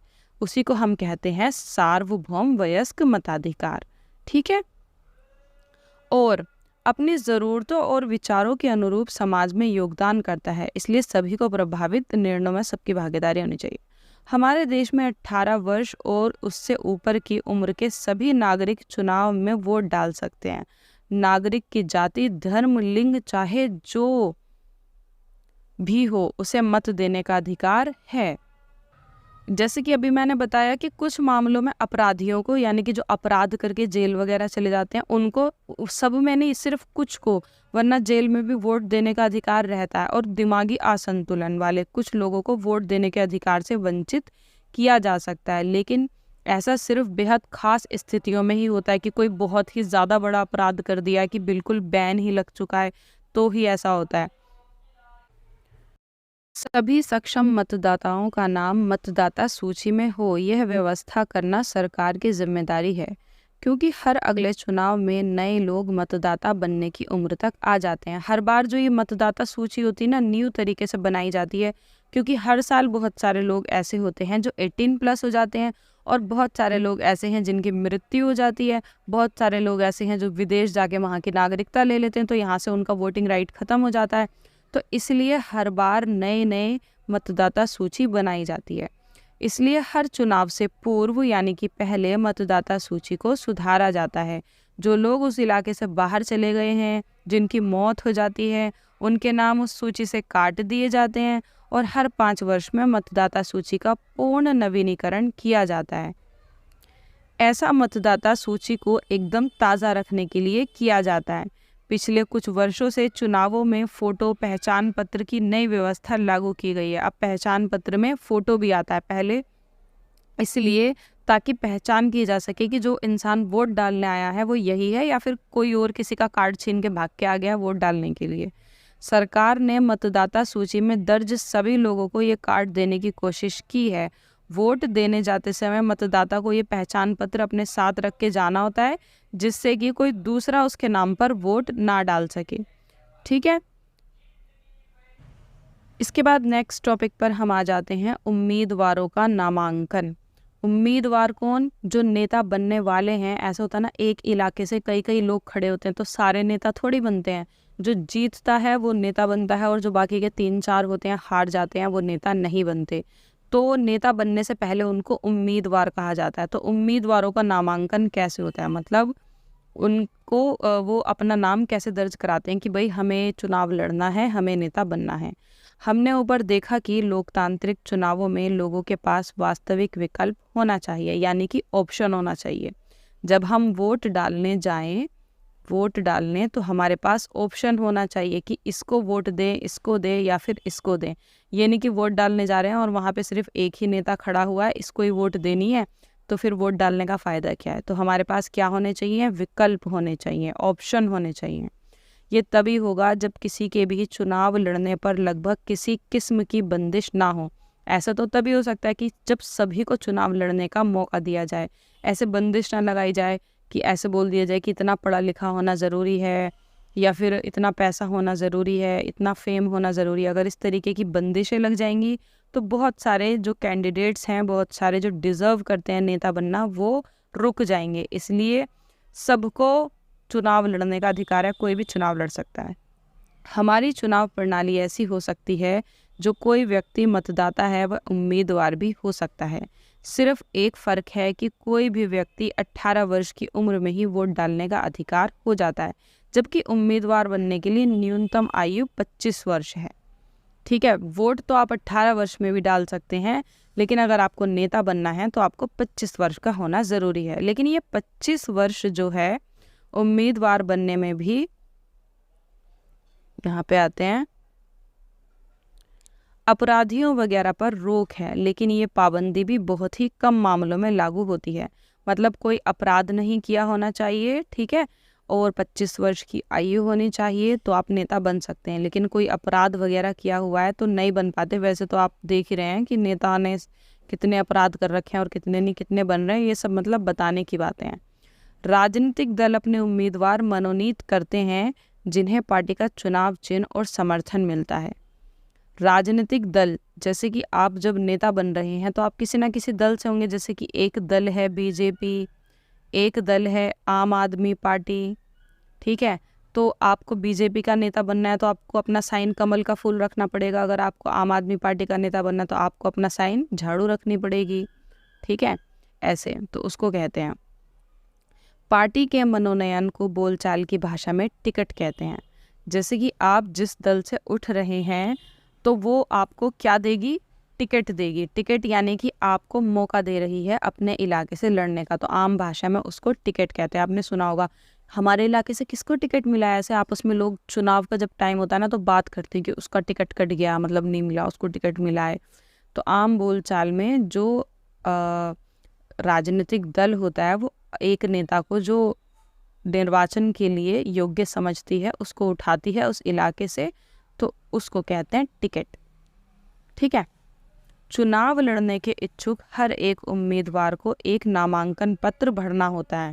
नामांकन पत्र कुछ इस तरीके का होता है, ये रहा, ऐसे कि हम इस वाले क्षेत्र से, ये बिहार का है, निर्वाचक नामावली 2019 S04 बिहार, यहाँ पे अपना नाम ये आप पढ़ सकते हैं। इस तरीके का एक फॉर्म फिल करना होता है, ठीक है, जो नेता उठ रहा होता है तो वो भरना पड़ता है उसको नामांकन पत्र, और कुछ रकम जमानत के रूप में जमा करनी पड़ती है। कुछ रकम देनी पड़ती है, जैसे कि 10,000, 5,000, 20,000, कुछ भी, कितने भी हो सकते हैं, वो जमा करनी पड़ती है, ये दिखाने के लिए कि हाँ हम सच में चुनाव लड़ना चाहते हैं। नहीं तो लोग, हर कोई चुनाव लड़ने लगेगा।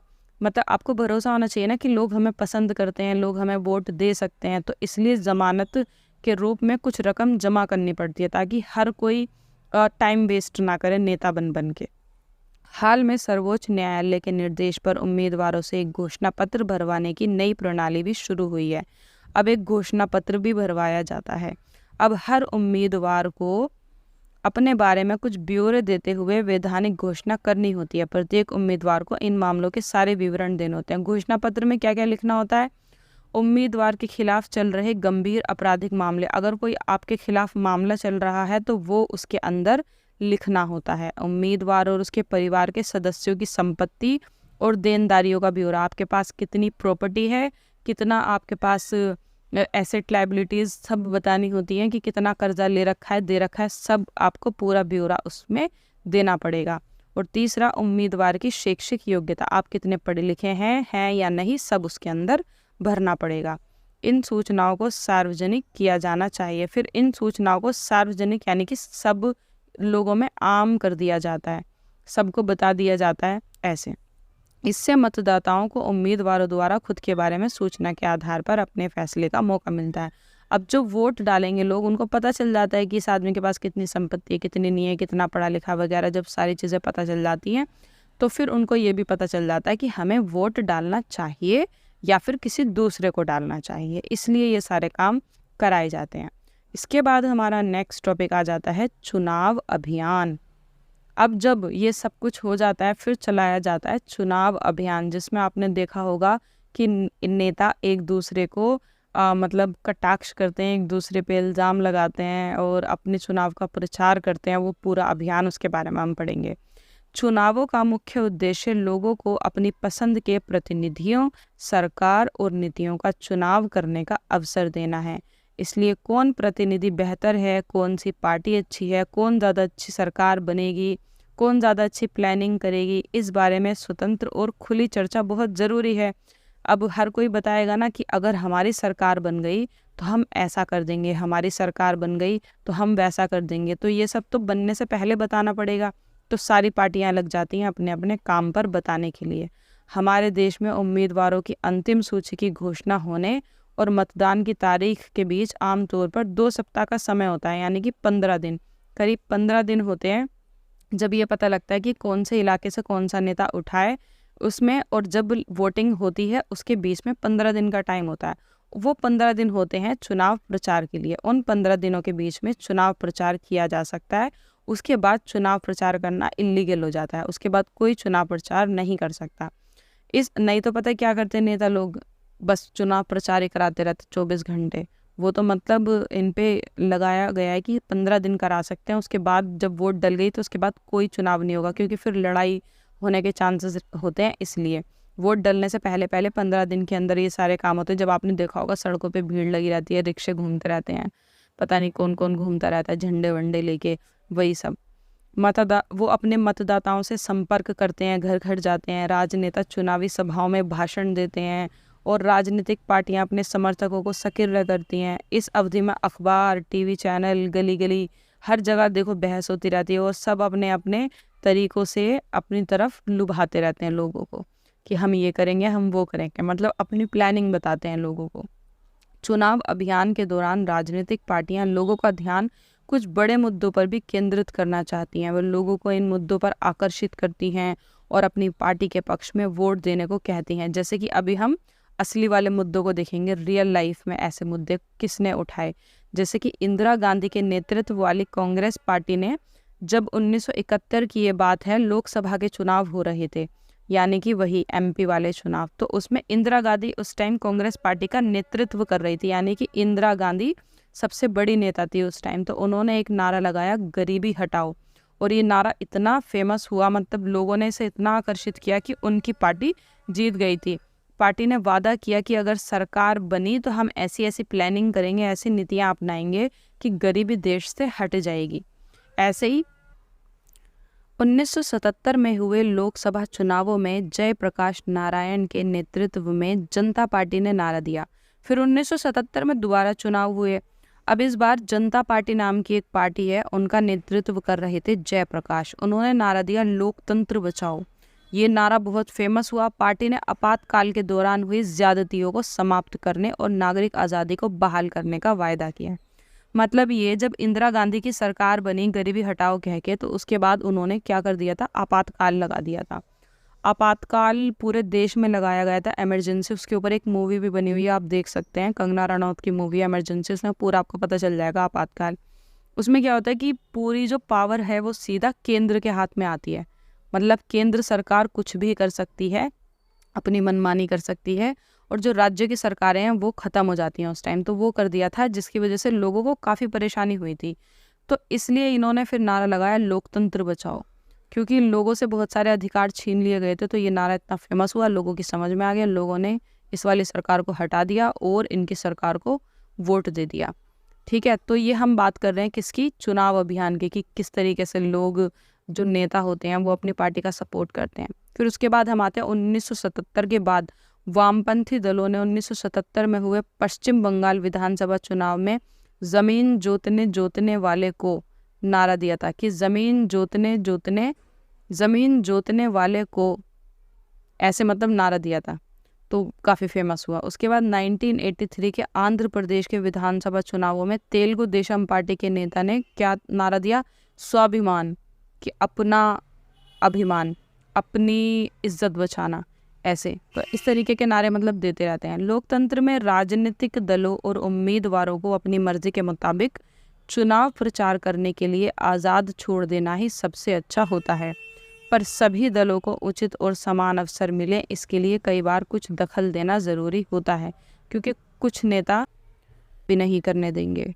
सारा का सारा मतलब पूरा रोड खुद ही लेके चलेंगे, दूसरे नेता को प्रचार भी नहीं करने देंगे। तो इसलिए भी सरकार ने बहुत सारी चीज़ें मतलब की हैं, जैसे कि मतदाता को प्रलोभन देना, घूस देना और धमकी देना। ऐसे भी तो वोट ले सकते हैं ना नेता, तो ये सब चीज़ें मना है, सरकार की तरफ से मना है। जैसे कि उनसे जाति या धर्म के नाम पर वोट मांगना, तो ये भी मना है। चुनाव अभियान में सरकारी संसाधनों का इस्तेमाल करना, ये भी मना है, सरकारी चीज़ों का इस्तेमाल नहीं होगा। लोकसभा चुनाव में एक निर्वाचन क्षेत्र में 25 लाख या विधानसभा चुनाव में 10 लाख रुपए से ज़्यादा खर्च करना, ये भी मना है।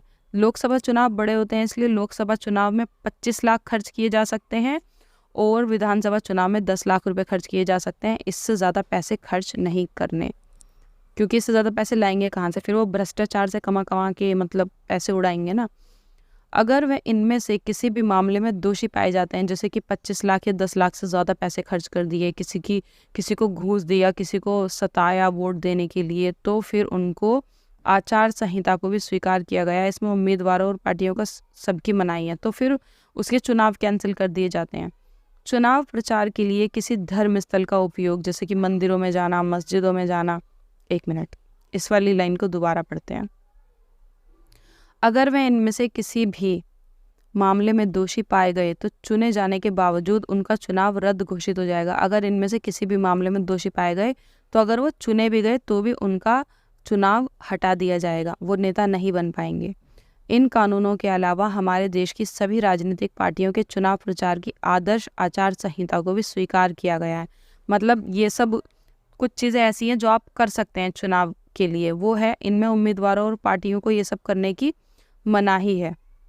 जैसे कि चुनाव प्रचार के लिए किसी धर्म स्थल का उपयोग, मंदिर, मस्जिद, चर्च वगैरह में जाना, तो इन सब का उपयोग नहीं किया जा सकता। सरकारी वाहन, विमान या अधिकारियों का चुनाव में उपयोग नहीं किया जा सकता, किसी सरकारी गाड़ी या फिर सरकारी अधिकारी। चुनाव की अधिघोषणा हो जाने के बाद मंत्री किसी बड़ी योजना का शिलान्यास, बड़े नीतिगत फैसले या लोगों को सुविधाएं देने वाले वादे नहीं कर सकते। शिलान्यास का क्या मतलब होता है? शिलान्यास होता है कि जैसे कि किसी बड़ी इमारत या फिर बड़ी उसका वो कर देना, बुनियाद रख देना, ठीक है, और फिर बोलना कि बाद में हम इस बिल्डिंग को बनाएंगे, इस तरीके से, ठीक है। मतदान और मतगणना, अब आती है बारी मतदान और मतगणना की, कि चुनाव हो चुके हैं, लोगों ने वोट दे दिया, तो उसके बाद मतगणना कैसे की जाती है, मतलब उनको गिना कैसे जाता है कि किसने कहाँ से कितने वोट दिए हैं। चुनाव का आखिरी चरण है मतदाताओं द्वारा वोट देना। इस दिन को आमतौर पर चुनाव का दिन, मैंने यहाँ क्या कह दिया, मतदान और मतगणना। मतदान यानी कि वोट देने जाना, जब लोग वोट देने जाते हैं, जिसे हम चुनाव का दिन कहते हैं। उनके नाम और उनके चुनाव चिन्ह बने होते हैं। जब हम वोट देने जाते हैं तो वहाँ पे उनके नाम होते हैं और नाम के आगे चुनाव चिन्ह भी बना होता है। जैसे बीजेपी लिखा होगा और आगे बना हुआ होगा कमल, आम आदमी पार्टी लिखा होगा और आगे बनी हुई होगी झाड़ू, कांग्रेस लिखा होगा और आगे क्या बना हुआ होगा, एक हाथ। ऐसे निर्दलीय उम्मीदवारों को भी चुनाव अधिकारी चुनाव चिन्ह देते हैं। और जो निर्दलीय होते हैं ना, निर्दलीय का क्या मतलब होता है? निर्दलीय लोग वो होते हैं, निर्दलीय, इधर आएगा निर्दलीय, नहीं इधर ही आएगा निर्दलीय। निर्दलीय लोग वो होते हैं जो किसी भी दल से नहीं होते, ना वो बीजेपी से होंगे, ना वो आम आदमी पार्टी से होंगे, ना वो कांग्रेस से होंगे, वो किसी भी दल से नहीं होंगे, उनका अपना भी कोई दल नहीं होगा, सिंगल कैंडिडेट होंगे, तो उनको कहते हैं निर्दलीय। लेकिन उनका भी कोई ना कोई चुनाव चिन्ह ज़रूर होता है, वो अपना खुद का कोई चुनाव चिन्ह ले लेते हैं, जैसे कि बैड, AC, ठीक है, पेन, मोबाइल, कोई भी चुनाव चिन्ह, कटोरा वटोरा कुछ भी ले लेते हैं और वो उनका चुनाव चिन्ह होता है। तो मतदाता को जिस उम्मीदवार को वोट देना होता है उसके चुनाव चिन्ह के आगे एक बटन होता है, उस बटन पे प्रेस करना होता है। मतदान हो जाने के बाद सभी वोटिंग मशीनों को सील बंद करके एक सुरक्षित जगह पर रख दिया जाता है। फिर एक तय तारीख पर एक चुनाव क्षेत्र की सभी मशीनों को एक साथ खोला जाता है और मतों की गिनती की जाती है। वहाँ सभी दलों के एजेंट होते हैं। हाँ, एक चीज़ और बतानी है, आजकल EVM से वोट डाली जाती है ना, EVM मशीन। EVM क्यों कहते हैं इसको? E for electronic, V for voting, M for machine. Electronic voting machine, ठीक है, कि इलेक्ट्रॉनिक हो गई ना, वो बटन प्रेस करके डाल दे, मतलब बटन प्रेस कर देते हैं और पता चल जाता है कि वोट डल गई। पहले पेपर पे डाला जाता था वोट, पेपर पे मतलब मोहर लगाते थे और ऐसे डाला जाता था। अब ईवीएम यानी कि इलेक्ट्रॉनिक वोटिंग मशीन से डाला जाता है। फिर उसके बाद वहाँ सभी दल के एजेंट होते हैं, जब वोटिंग खुलती है जहाँ पे मशीनों को ले जाया जाता है, जिससे मतगणना का काम निष्पक्ष ढंग से हो सके।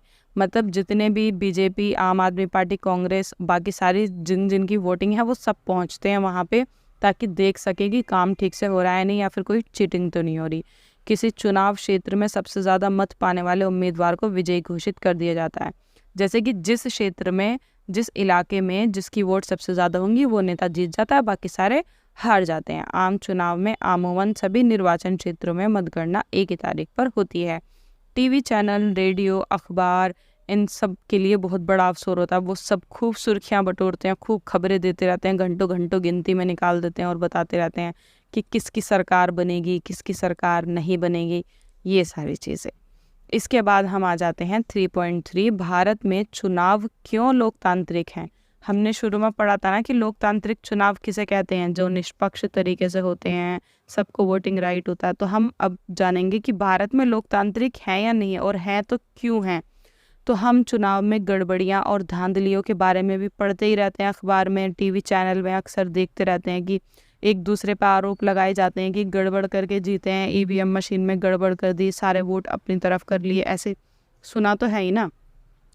इसके बाद तो कैसे हम कह सकते हैं कि लोकतांत्रिक है या नहीं। तो मतदाता सूची में फर्जी नाम डालने और असली नामों को गायब करने, जैसे कि मान लो ईवीएम मशीन है ये, ठीक है, अब यहाँ पे ये हमने लिख दिया बीजेपी और यहाँ पे बना दिया ये कमल का फूल, यहाँ पे लिख दिया आम आदमी पार्टी और यहाँ पे बना दी झाड़ू। लेकिन एक्चुअल में क्या था कि बीजेपी के नीचे एक्चुअल जो निशान था वो किसी और पार्टी का था और बीजेपी का ऊपर से चिपका दिया। यहाँ आम आदमी की पार्टी के नीचे कुछ और निशान था और ऊपर आम आदमी पार्टी चिपका दिया। अब जो वोट डालने आया है, ठीक है, वो डाल रहा है बीजेपी को वोट, वो किसको डाल रहा है, बीजेपी को, लेकिन एक्चुअल में वोट किसे जा रही है, जो दूसरी पार्टी इसके नीचे छिपी हुई बैठी है, उसने जानबूझ के बीजेपी का ये लगा दिया कि लोग इसको वोट डालेंगे और वोट जाएगी उस पार्टी के पास जो बीजेपी के नीचे कोई सी, मतलब मान लो ABC कोई पार्टी है, उसके ऊपर बीजेपी लगा दिया और इस पे वोट न जाके ABC पे वोट जा रही है। तो इस तरीके से गड़बड़ कर देते हैं, फर्जी नाम डाल देते हैं ऊपर से।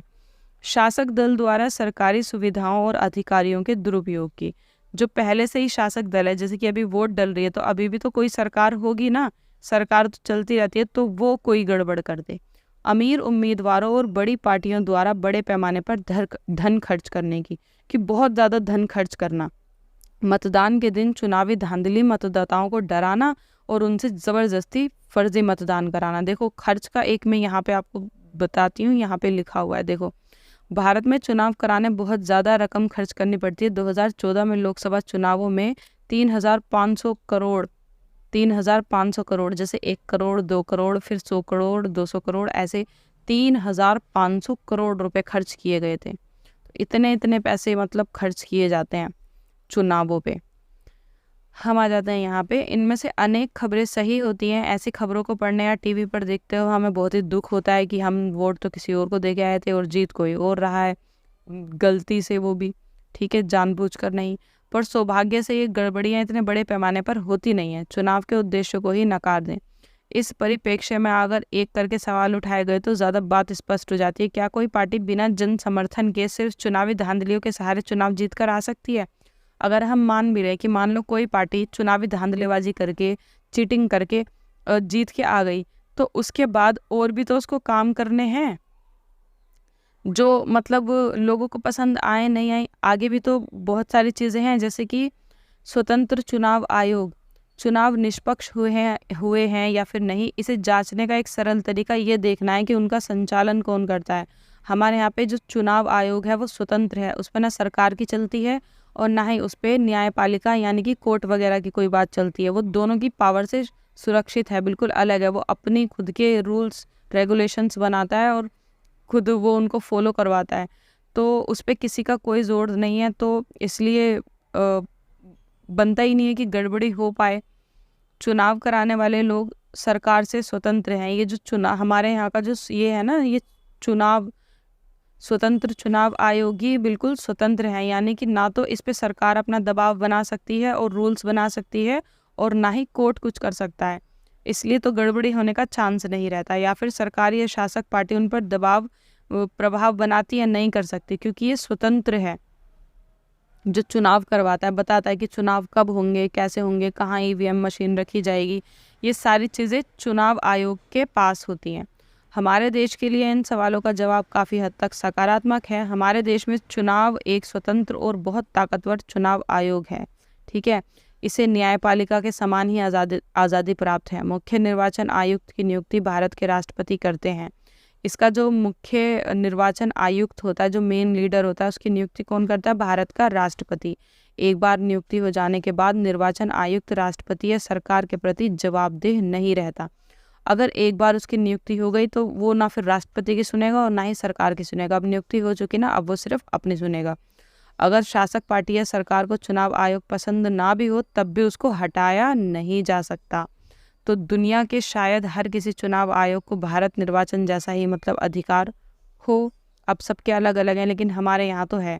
तो गुंजाइश कम हो जाती है कि जो सरकार है वो उस पर अपना दबाव डाल के चुनाव खराब करा सके, क्योंकि वो अपना अलग एक स्वतंत्र आयोग है। कौन? निर्वाचन आयोग। चुनाव आयोग। निर्वाचन आयोग चुनाव की अधिसूचना जारी करने से लेकर चुनावी नतीजों की घोषणा तक पूरी चुनाव प्रक्रिया के संचालन के हर पहलू पर नियंत्रण लेता है। चुनाव कब होंगे, कहाँ होंगे, कैसे होंगे, कब वोटिंग खुलेगी, हर चीज़ का फैसला कौन लेता है? निर्वाचन आयोग, चुनाव आयोग, ठीक है। यह आदर्श चुनाव संहिता लागू करता है, मतलब यही रूल्स बताता है कि किसको कौन सा उम्मीदवार बनने लायक है और कौन सा उम्मीदवार बनने लायक नहीं है। मतलब ऐसे ये सब जो अभी हमने रूल्स नहीं पढ़े थे कि कोई ऐसा करेगा तो उसको हटा दिया जाएगा, कोई इतने पैसे खर्च करेगा, तो ये सब जो फैसले हैं वो सब चुनाव आयोग ही बनाता है। चुनाव आयोग बोले या फिर निर्वाचन आयोग, एक ही बात है। चुनाव के दौरान निर्वाचन आयोग सरकार को दिशा निर्देश मानने का आदेश दे सकता है। इसमें सरकार द्वारा चुनाव जीतने के लिए चुनाव में सरकारी मशीन का दुरुपयोग रोकना, अभी ऊपर रूल्स नहीं पढ़े, वो सारे रूल्स चुनाव आयोग बनाता है। चुनाव ड्यूटी पर जो तैनात जितने भी अधिकारी होते हैं वो सब अधिकारी भी वही चुनता है कि कौन कौन वहाँ पर रहेगा। तो कुल मिला के बात ये है कि हमारे यहाँ पे चुनाव आयोग है, निर्वाचन आयोग है जो स्वतंत्र है, तो इसलिए गड़बड़ी होने के चांसेस बहुत ही कम रह जाते हैं। इसके बाद हम आ जाते हैं यहाँ पर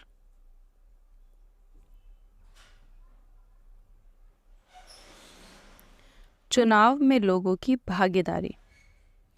चुनावी प्रक्रिया की गुणवत्ता को जांचने का एक और तरीका ये देखना है कि इसमें लोग उत्साह से भागीदारी करते हैं या नहीं। देखो, बच्चे जितने ज़्यादा उत्साह के साथ अच्छे से स्कूल जाते हैं तो पता चलता है कि टीचर अच्छे से पढ़ा रहा है, अगर उनका मन लग रहा है। ऐसे ही खेल में बच्चे भाग ले रहे हैं तो पता चलता है कि हाँ, गेम अच्छे से खेला जा रहा है, बच्चों का मन लग रहा है। वैसे ही चुनाव के रिजल्ट जब अच्छे से आते हैं कि हम जिससे वोट डाल रहे हैं वही पार्टी जीत रही है, मतलब पता तो चल ही जाता है, तो लोग और ज़्यादा चुनाव करने जाते हैं।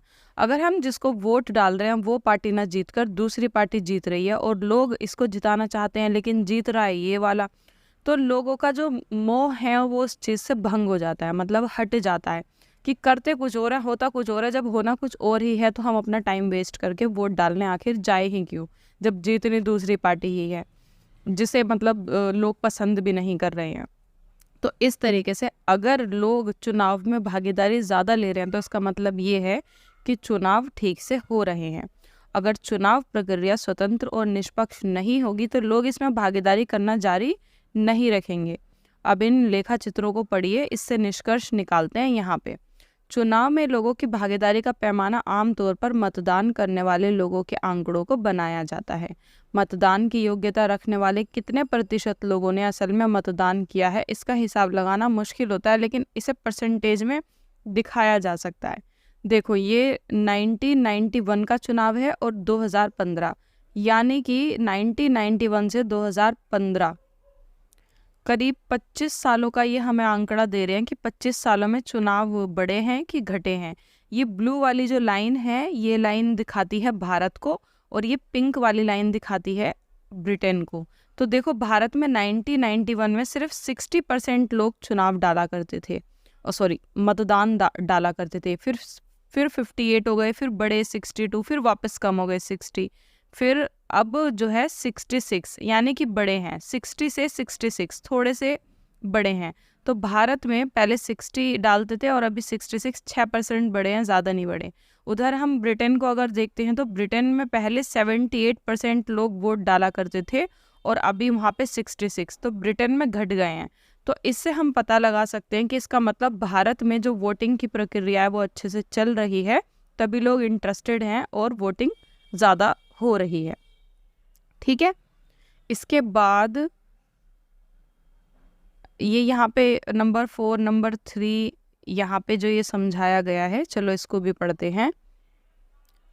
ये हमने नंबर 1 पढ़ लिया। नंबर 2, भारत में अमीर और बड़े लोगों की तुलना में गरीब, निरक्षर और कमज़ोर लोग ज़्यादा संख्या में मतदान करते हैं। मतलब जो मिडिल क्लास लोग हैं ना, मिडिल क्लास और लोअर क्लास, वो ज़्यादा वोट करते हैं, और जो अमीर हैं वो ज़्यादातर उस दिन छुट्टी मार के घूमने निकल जाते हैं। वो इसलिए क्योंकि गरीब ही चाहते हैं कि देश बदले, देश बदले, देश बदले, अमीरों को क्या पड़ी है। नंबर 3, भारत में आम लोग चुनावों को बहुत महत्व देते हैं। जितने भी मिडिल क्लास लोग हैं वो सब बहुत ज़्यादा मतलब राजनीति में सक्रिय रहते हैं एकदम, कि हाँ ये वाली पार्टी आनी चाहिए, क्योंकि उनके छोटे छोटे चीज़ें जो हैं वो उनसे जुड़ी हुई होती हैं, इस वजह से। नंबर 4, साल दर साल चुनाव से संबंधित गतिविधियों में लोगों की सक्रियता बढ़ती जा रही है। 2004 में चुनाव में 1/3 से ज़्यादा मतदाताओं ने चुनाव अभियान वाली गतिविधियों में किसी न किसी तरह की भागीदारी की। मतलब लगातार लोग हर साल कुछ ज़्यादा ही मतलब वोट डाल रहे हैं। इसके बाद हम यहाँ इस टॉपिक पर आ जाते हैं, स्वतंत्र और निष्पक्ष चुनाव की चुनौतियाँ, कि चुनाव स्वतंत्र तरीके से होने चाहिए और बिल्कुल निष्पक्ष होने चाहिए। इसमें क्या क्या चुनौतियाँ आती हैं, मतलब किन किन चीज़ों का सामना करना पड़ता है। इन बातों से हम इस सरल से निष्कर्ष पर पहुँचते हैं कि भारत में चुनाव बुनियादी रूप से स्वतंत्र और निष्पक्ष हैं। जो पार्टी चुनाव जीतकर सरकार बनाती है उसे लोगों का समर्थन प्राप्त है। संभव है कि हर निर्वाचन क्षेत्र पर यह बात लागू नहीं होती। कुछ उम्मीदवार पैसों के जोर पर या गलत तरीकों से जीत सकते हैं, पर चुनाव का कुल नतीजा अभी भी लोगों की इच्छा को ही बताता है। पिछले 50 वर्षों में हमारे देश में इन सामान्य नियम के थोड़े बहुत अपवाद हैं। यही चीज़ भारतीय चुनाव प्रणाली को लोकतांत्रिक बनाती है। पर जब आप थोड़े ज़्यादा गंभीर मसलों पर गौर करके कुछ सवाल उठाएंगे तो तस्वीर थोड़ी अलग दिखेगी। क्या लोग पूरी समझदारी और सारी चीज़ें जानकर फैसले करते हैं? क्या मतदाताओं के पास सचमुच स्वस्थ विकल्प होते हैं? मतलब सचमुच में हमारे पास इस तरीके से ऑप्शन होते हैं कि हाँ इसे चुने या फिर इसे चुने। अगर देखा जाए तो सारी ही पार्टियां, सब में ही खोट है, किसी में ज़्यादा खोट है, किसी में कम खोट है, तो कम खोट वाली पार्टी को चुन लिया जाता है। इस तरह के सवाल भारतीय चुनाव व्यवस्था की सीमाओं और चुनौतियों की ओर हमारा ध्यान दिलाते हैं, जैसे कि ज़्यादा रुपए पैसे वाले उम्मीदवार और पार्टियां गलत तरीके से चुनाव जीत ही जाएंगी। ये कहना मुश्किल है कि दूसरे ज़्यादा मजबूत रहें, लोगों को पैसा बांट देंगे या फिर ज़्यादा पैसों में उन्हें कुछ ना कुछ बना के दिखा देंगे, तो लोग खुश हो जाएंगे कि हाँ भाई इन्होंने तो हमें ये दिया है, इन्होंने तो हमें वो दिया है, तो इनको मतलब जिता दो। देश के कुछ इलाकों में आपराधिक पृष्ठभूमि और संबंधों वाले उम्मीदवार दूसरों को चुनाव मैदान से बाहर करने और बड़ी पार्टियों के टिकट पाने में सफल होने लगे हैं। कुछ उम्मीदवार जो हैं वो बड़ी पार्टियों के टिकट आसानी से मिल जाते हैं। अलग अलग पार्टियों में कुछ एक परिवारों का जोर है, अलग रिश्तेदार आसानी से टिकट पा जाते हैं, मतलब रिश्तेदारों को मिल जाते हैं। बाहर आउटसाइडर जो होगा उसको टिकट देते नहीं हैं। अक्सर आम आदमी के लिए चुनाव में कोई ढंग का विकल्प होता ही नहीं है। ठीक है, एक पार्टी में आ गया तो फिर वो चाचा भी पार्टी में आएगा, मामा भी पार्टी में आएगा, बेटा भी पार्टी में आएगा, चाहे राजनीति आती है या नहीं आती, लेकिन पार्टी में उनके फैमिली वाले ही आते रहेंगे। बड़ी पार्टियों की तुलना में छोटे दलों और निर्दलीय उम्मीदवारों को कई तरह की परेशानियां उठानी पड़ती हैं। जो छोटी पार्टी होती हैं वो बड़ी पार्टियां उनको अक्सर दबा देती हैं, उन पर इल्ज़ाम लगा देती हैं, उल्टे पुल्टे जेल में बंद करा देती हैं, पैसों के जोर पर उनकी चलने ही नहीं देती। तो ये चुनौतियां भारत की ही नहीं है, कई स्थापित लोकतंत्रों की भी यही स्थिति है। मतलब बहुत सारे देशों में ऐसा है कि बड़ी पार्टियां छोटी पार्टियों को दबा देती हैं। ओहो, चलो शुक्र है चैप्टर ख़त्म तो हुआ, नहीं तो मुझे लग रहा था कि ये चैप्टर चलता ही रहेगा, पूरे साल ख़त्म ही नहीं होने वाला। खैर इसी के साथ आपका ये चैप्टर ख़त्म हो जाता है और बुक पूरी होने के बाद मैं सभी के क्वेश्चन आंसर्स की वीडियो लाइन बाय लाइन, मतलब क्वेश्चन आंसर्स की वीडियो भी चैप्टर बाय चैप्टर अपलोड करूँगी। मिलते हैं नेक्स्ट वीडियो में। Bye bye.